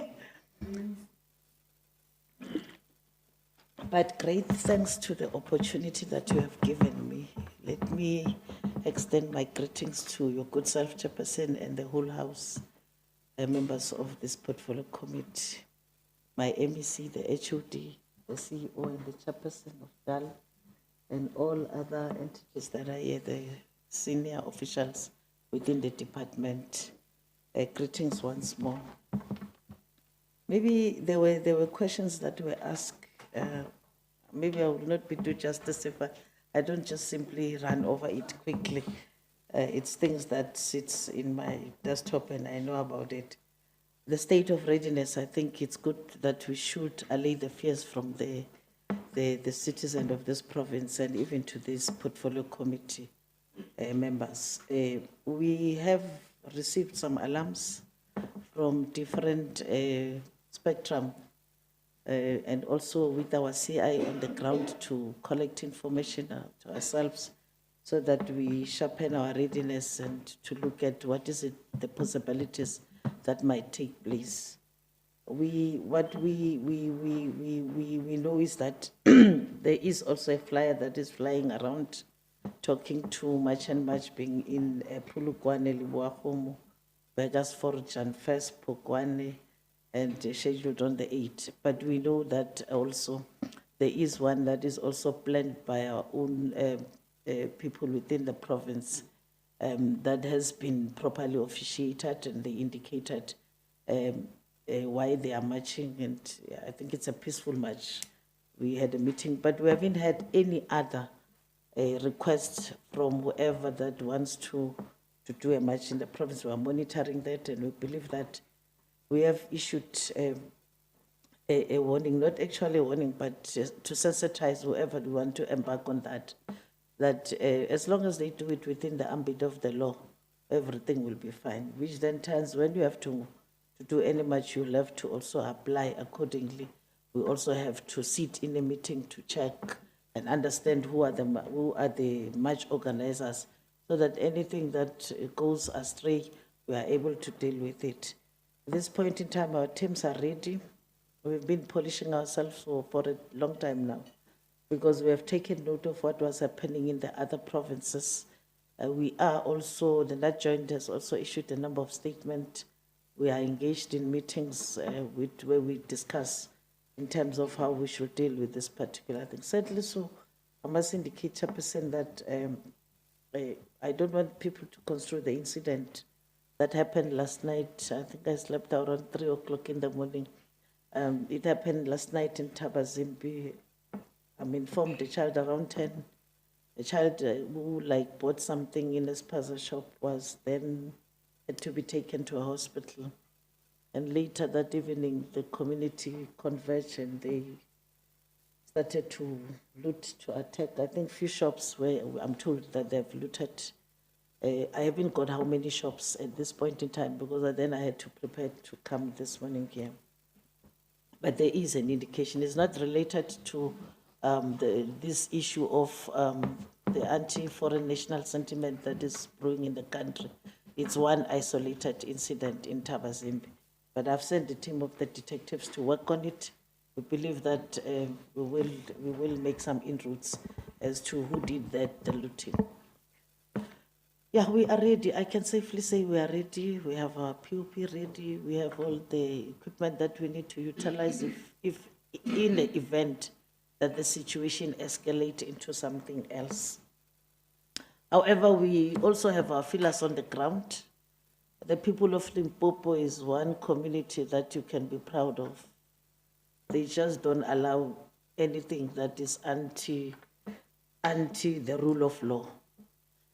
It can be only few or one or two in a particular sector, but majority, they did not support this thing. So they understand very well that if they have concerns, they have to raise it within the right channels that they have to raise. But we are ready for anything that will happen in the province. The other issue, private security. Yeah, private security has been on our radar for a while. I think we made good inroads in November in some of the private security. We are visiting them. In Sekukune, we have confiscated a number of firearms in one private security, where we find out that the firearms are loaned from Pretoria by another company. There's a lot of things, so our hawks are working on that. We have the DFOs that works, the members that works with firearms, actually, firearm officials that goes to these safes of the security companies to inspect and check what is in their inventory against what is actually there. In the event where we have some suspicions, we are collecting those firearms, taking them to FSL, to the forensic lab, for them to check whether these firearms are not involved in any other criminal activity that might have taken place in the province. Yeah, safely we are working with that. Then there was also a question, or whether it's a question, I'm not sure, but I picked up from Honorable Helm that he was talking about issues of liquor board, the liquor board issues, as well as liquor licenses. But basically what we have, we work with the LIDET. What we understand, people are applying in the district offices of LIDET for their licenses. But in the event that particular establishment, the liquor outlet that is licensed, is non-compliant, that is where the police are coming in. And what we do, we give them J534, those are the tickets that we give them for non-compliance, for breaking some of the Liquor Act, certain sections of the Liquor Act. And then we issue them with the J534 that they will either pay a fine, mostly they pay the fines. But if we give it twice or the second time of the same thing of non-compliance, then we escalate it to LIDET. Because mostly is the issue of the closing, the issue of also having bashes when they are not authorized to do those bashes. They did not get those authorities. So we do give them but what we're not doing at this moment, because we can get a lot of information from the public that will say that establishment is not closing. Our police, they go to the establishment, they check, they take all the evidence that we need, then we process, we open a file for that particular liquor outlet. And that's what we process with LIDET. And LIDET has been good to us, I must say, in terms of enforcement of the Liquor Act of Limpopo. We are able to have those liquor licenses suspended for a good time. Yeah, at this point in time, we are busy with some of them. The hearings, they sit, then they go, and ultimately we get the verdict out of the sitting. Then there was also an issue of how do we make follow-up on the cases? Basically, I may not understand the question very well, Chairperson, I must say, but every case can be a follow-up. You can make it to the police station where it was reported. The local police station, or the police station where the incident happened, because even if it happened in Vembe, but it's reported in Tabazimbi, so the people who will have the case is the Vembe people that will have the case, not Tabazimbi. So obviously where the case, the incident has happened, is the station that has got the jurisdiction to deal with that particular case. With relation to the garages, it's a topic for another day, Chair, if I can say so, please. Let me not indulge on it. Even now, members of the Portfolio Committee will come and say, your vehicles are stuck for tires. I have a situation at this moment because when Treasury, when the contract RT 69 expired at the end of May, and National Treasury issued another one, but the police were not included. Now we are stuck, we're waiting. We're waiting for directive from National. We can't procure the tires, but our cars, those that are running, they will still run. They can't stop all of them.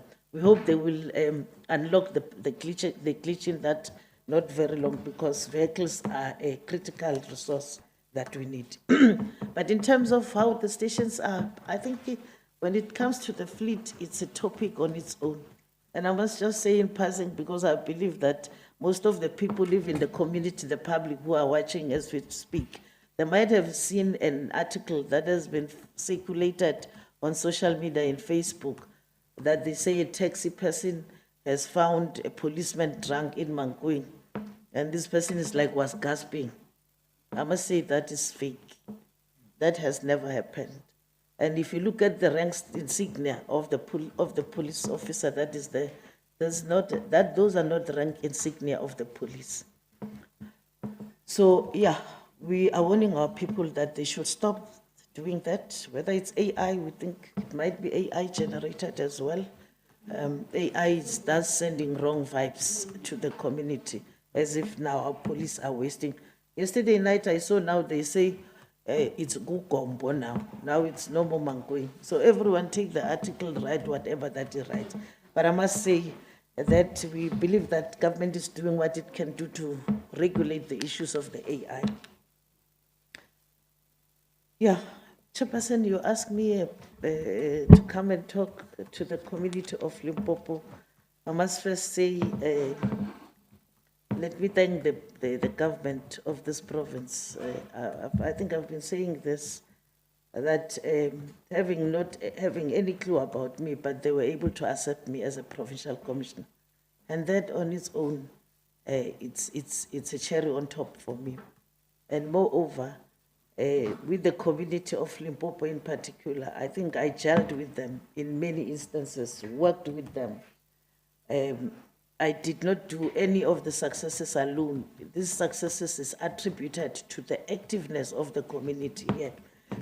I must say, I would get calls even 2 o'clock, 3 o'clock. That's why I know the most taverns that were not compliant. And I will send the police and I tell them, don't get in, because previously I think there was an incident that happened here in Mkwakwaila.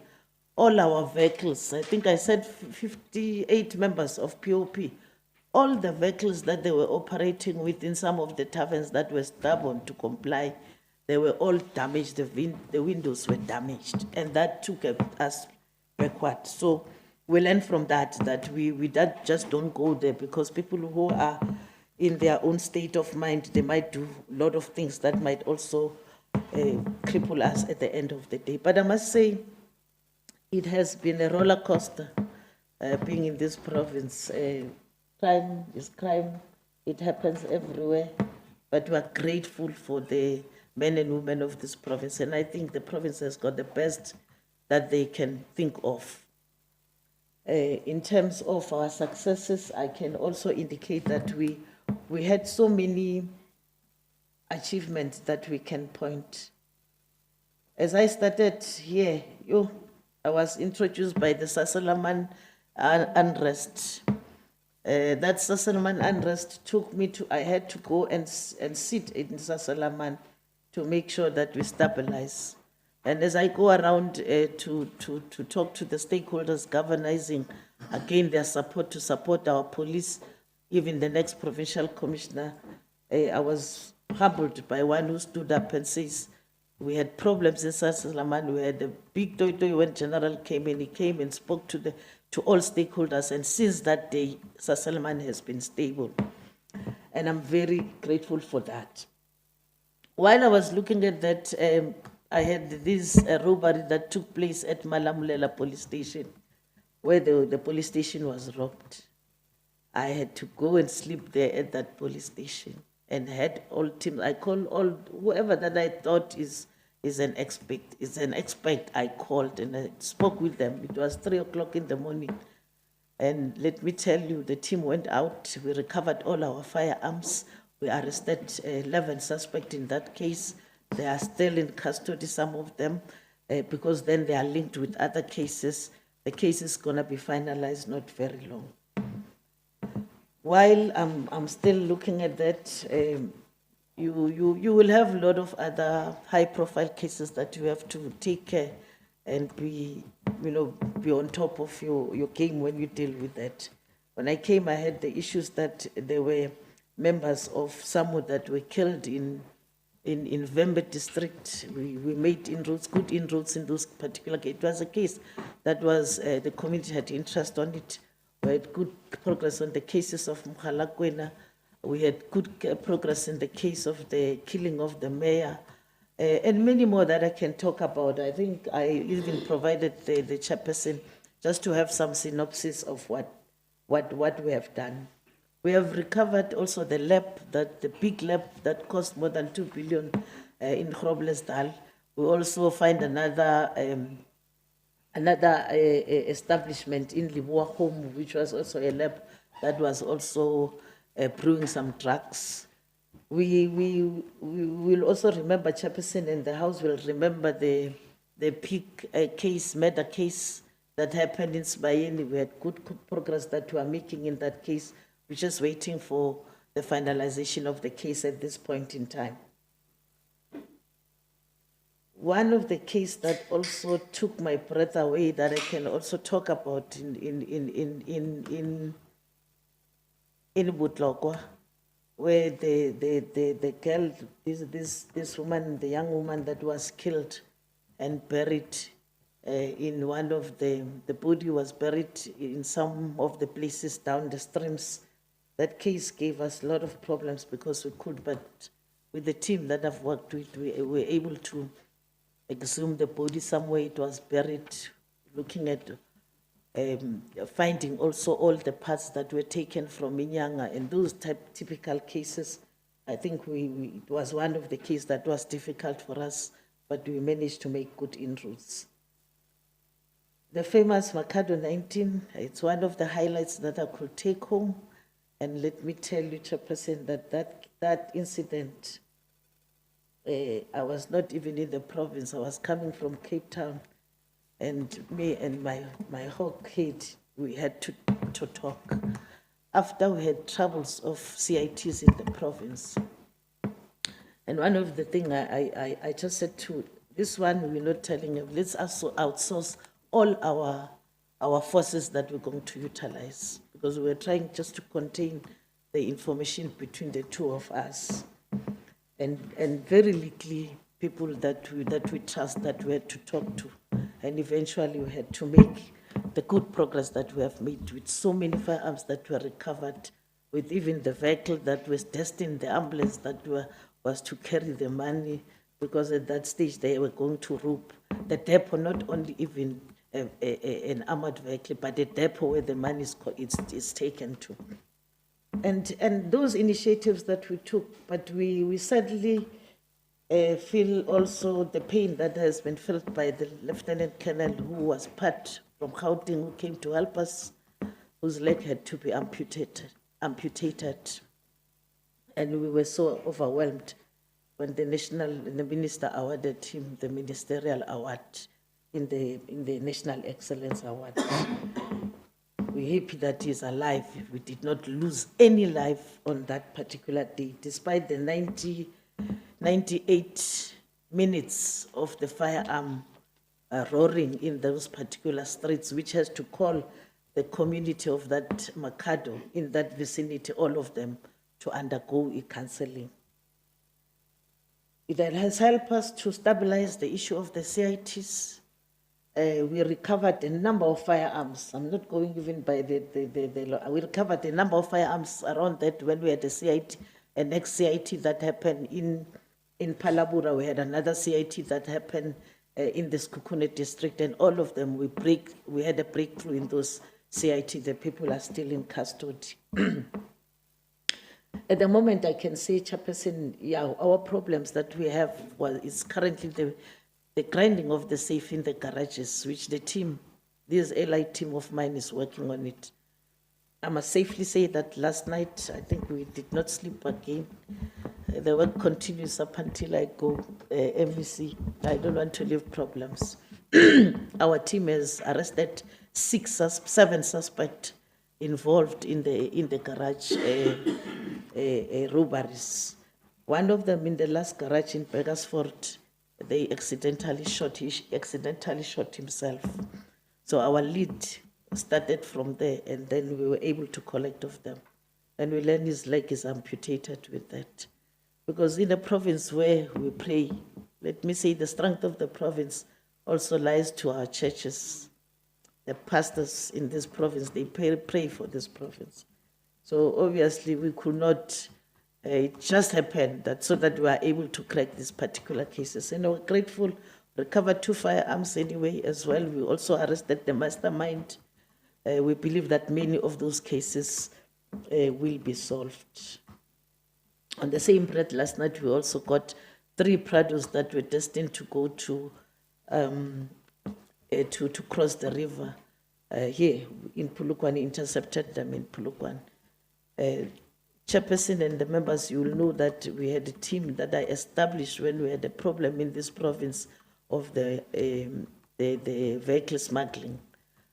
This team has arrested a lot of suspects, even though I might not give the specific number, but they recovered a lot of vehicles. They don't cross and go to either if they intercept them up to Makado.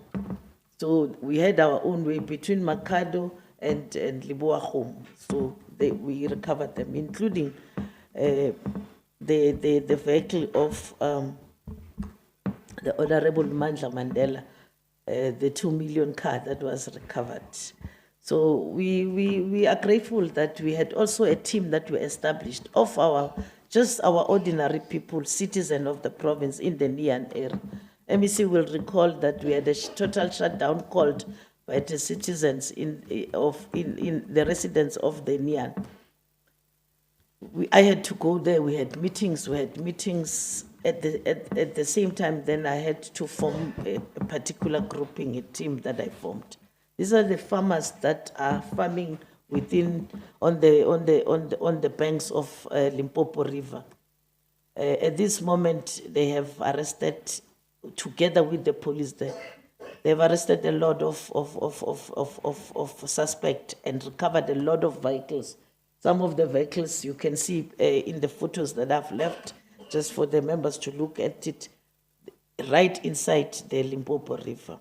At this moment, my last project will be the project that I will be doing with them, handing over some of their equipment, because they work mostly within the river as they recover the vehicles, and the work that they have done, and appreciate them for the last time. I must say, Chairperson, that in the illegal mining space, we had a lot of successes that we had, but illegal mining is far from over. As long as the minerals are still there, we have a problem. I must say that since DMR pronounced that there are minerals in the district, Yase Mopani, we have seen now a number of illegal mining space in Malamlela, the Kiane area, that are troubling us. Pardon my voice, I indicated I'm not that much good at my good sense.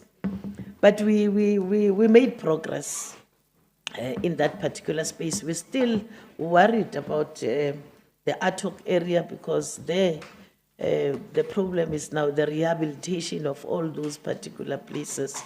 That's where the problem is. And we believe the team that is in charge of this will have lengthy conversation with DMR to assist us, because those trenches are a danger to the children, because they are closer even to the families. You will remember, Chairperson, that we also have this case was categorized as like it's anti-racial, like the assault that took place in Groblesdal. I think we had 2 cases in that. We had good inroads in that, and the people has been sentenced. I must also indicate, Chair, that when it comes to these successes, as I started in the province, I find most of the people were acting. And I was like, how am I going to make progress here? All the district had no district commissioners. And I had to make sure that I put those structures in place. And since that day, I remember Minister Kele, when he came, I said to him, give me this post, I can fill it within a few days. And he did that, because I told him, I said, everybody, that day I did it deliberately, because I wanted to showcase that there is a challenge and we're still not getting helped, even after we wrote letters. And that day I got the approval of my post, And within a week, I was finished to deal with all the posts. The people took the, and from that day, the province changed. Things worked better. We filled all the command levels in this province. At the most, this province, when we go nationally, we were the least province when that talks to vacancies and people who are acting, particularly at the command level. Yes, at this moment we are struggling. Yes, people are moving because age is it's also a factor here. People have taken early retirement. Government has pronounced that those who want to leave, they can leave at a particular age. Most of the people have left. I must say it's now a struggle, but we did the audit. Whoever will take over will make sure that he fills those particular gaps. Chair, I must say that we have engaged with the community from all the districts, the 5 districts. We manage also to converse with them on a number of different cases that are taking place. We have run some projects within the communities. We have looked at some of the other root causes of crime because we also have a responsibility, a social responsibility to take care of that. I can safely say in the province we have built 3 houses for destitute families, in particular the child-headed families. Chairperson, I must say you have a project as well at the school, at Mlautsi School, where we went together with them, with yourself and the members of the portfolio committee. We came out with a project on that particular day. 2 children that confronted me at that particular stage, they are child-headed. This one wrote me, I conversed with him over the night and he said, I just need a temporal to work so that I can pay the rent. I sent the members to go and look for the child and look there and just go and study the environment. What I pick up is that they are just, he stays with his 4 siblings. Fortunately, the sister is going to finish an LLB, which is doing part-time. 2 of the children are in that school at Mlautsi. They have no mother, no father. They are on their own. I'm glad to report in this house that a team that I put in place has worked. We have conversed with Hoshimuloto. We have found PTOs for both the families. We are currently trying to clean the stands. I'm inviting anyone, even any good Samaritan, anywhere who's listening to me, that project, these type of projects are legacy projects. And they change lives, they change people. So I'm saying anyone who can come to the party will speak to our social partners. We have a steering committee. Even if I'm gone, I'll come back to open those houses, Chairperson and MEC. So those are projects that are very close to my heart. Chair, we dismantled a lot of organized syndicate organizing themselves within the border, the Musina border, which they are trafficking things across the Limpopo with boats and whatever that they can build that enable them to cross the Limpopo River. Our teams has worked very hard.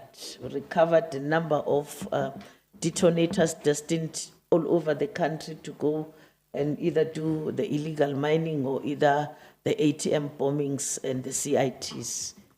They don't cross in this province. We have adopted a number of orphanages. Ribone is adopted by DPCI.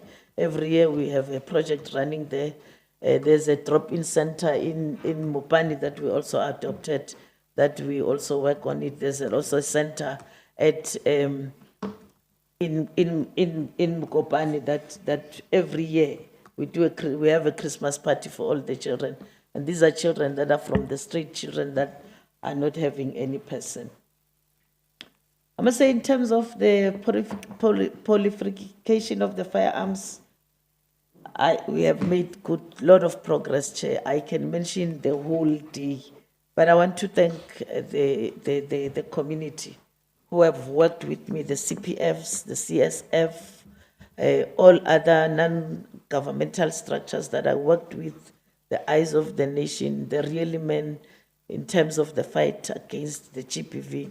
I must say, for the first time, we have seen Toyandu being the last annual number 30, is number 30, it's number 30, it's not number 30, it's number 22 in its own district in terms of the sketch of the GBV.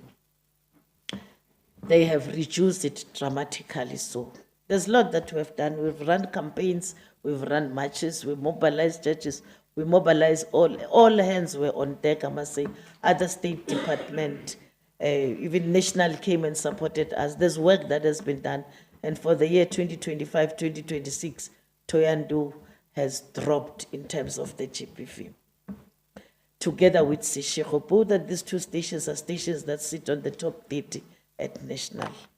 Chairperson, I'm also privileged to announce that the 2025-2026 statistics of the Limpopo province, the 17 priority crimes that were measured on, the only crime that we have been in the red is the sexual offenses. The rest of the crime, we have reduced them in numbers of percentages. When we analyze our GBV statistics, I must say the children of this province, they are not safe.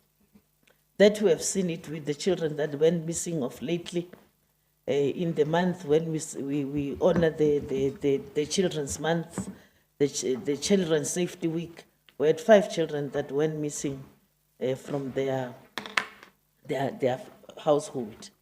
One was found dead. That happened in Vembe district. Fortunately, the other one, who was also not, I think it's a child that lives with disability, we eventually find that one. Where the 2 children that went missing around Zebediel Mletlani, one who lives with disability, who was eventually killed and buried in a shallow grave. Our members worked tirelessly a whole night digging the graves and eventually find the remains.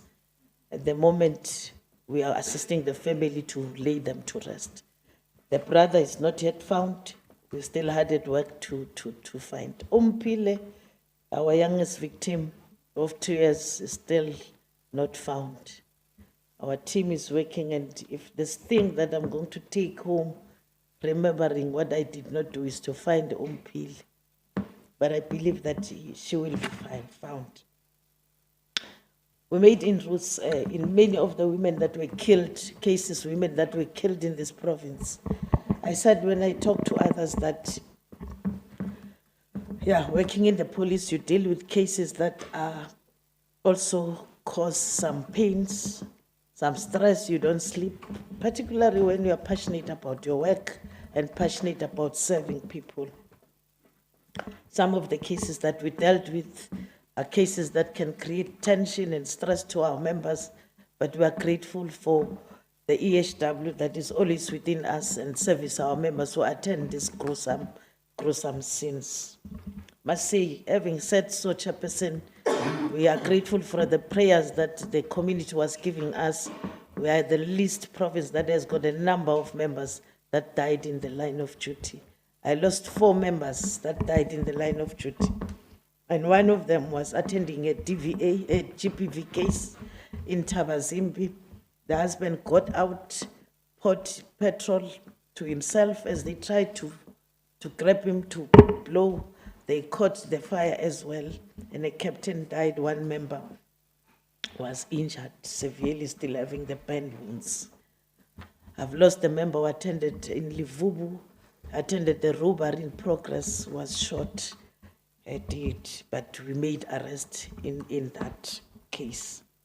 I've lost members that were transporting our members, our prisoners from one place to another.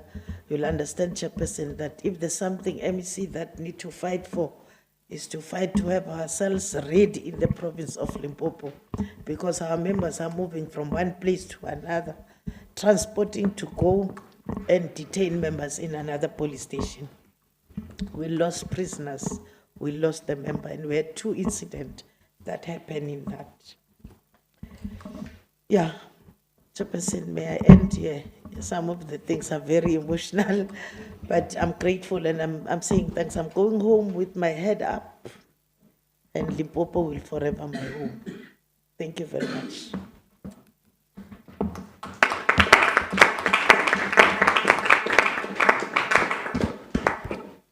Thank you for just taking that break there. I think the meeting was becoming a sober moment because really you are dealing with human beings, emotions, and if we work, you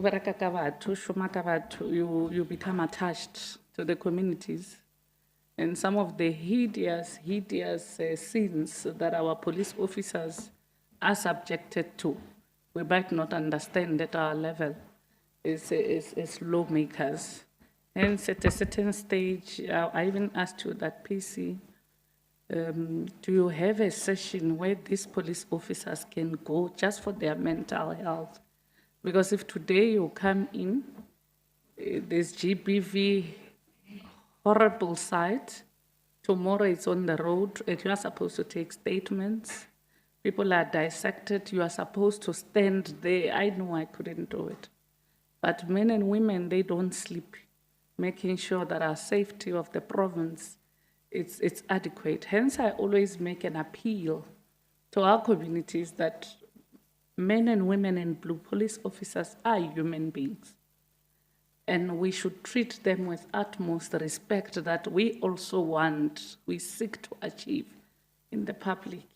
Because some of the attitude and characters the police officers are subjected to, BC, you'll be shocked. Particularly now, these days, Facebook is monetized. Whatever can get you likes, we do that, forgetting that this is a man, this is a woman. They've left their families at home to come and protect us at the cost. What is the cost of policing? Is death. They get killed. Right now, we still have an opportunity to live here on the comfort of these soft chairs. This is our work. We go home to our children, we are short. What about the ones that are 12 midnight, they are standing to protect us? So we felt, PC, it's not possible that we'll allow you to leave on the 30th. We are invited for, what do you call this thing, MEC, that you do? These farewell parties. We don't want to come to farewell parties dressed up. We want to give you an opportunity to speak to the people of the province. Look at all those good stories. It says communication must strengthen and tighten their belts. There's a lot of good stories that if it's out there, if it's communicated, you'll give the people of Limpopo hope and comfort in the South African Police Services. And to you, PC, on behalf of this portfolio committee, we're saying after a lifetime of answering to calls to protect others, your retirement should be as peaceful sanctuary of your own making. And as you diligently took a bold stand as a shield, not only for yourself, but the people of this province, you have given hope and motivation to your officers. We have seen that personally. The morale of the officers now is on another level. The police will arrest you. There is one honorable member, Thabo Mabotja, will tell you, he likes taking me over here. That is the province of Mama Action. Because in Limpopo, crime does not hide. Because the communities here, they are also assisting the police. And we are saying to you, may your next chapter bring the rest you so fully deserve, full of serenity, comfort, and the rest you so richly deserve. We have worked so well with you as a portfolio committee, and I believe the department will also send kudos to yourself. But we wanted this moment that you could share with the people of this province the good work that we have done. And thank you so very much, and wish you well in the next chapter that you're going to embark on. And honorable members, MEC, Team Transport, Team GAAL, led by the chair, and support staff. Like I said when we commenced with this meeting, that this work is not for yourselves. Kill the spirit of self and do not live above your people, but live with them. And if you can rise, at least bring someone with you. That is a message I want all of us to take home. And on behalf of the Portfolio Committee on Transport and Community Safety, for the 7th administration in the Limpopo Legislature, This meeting that was convened to discuss the annual performance plan and budget, both for the Department of Transport and the entity GAAL, Gateway Airport Authority Limited, has come to its logical conclusion. May the good Lord bless all of you until we meet again. The meeting has come to an end. Thank you very much.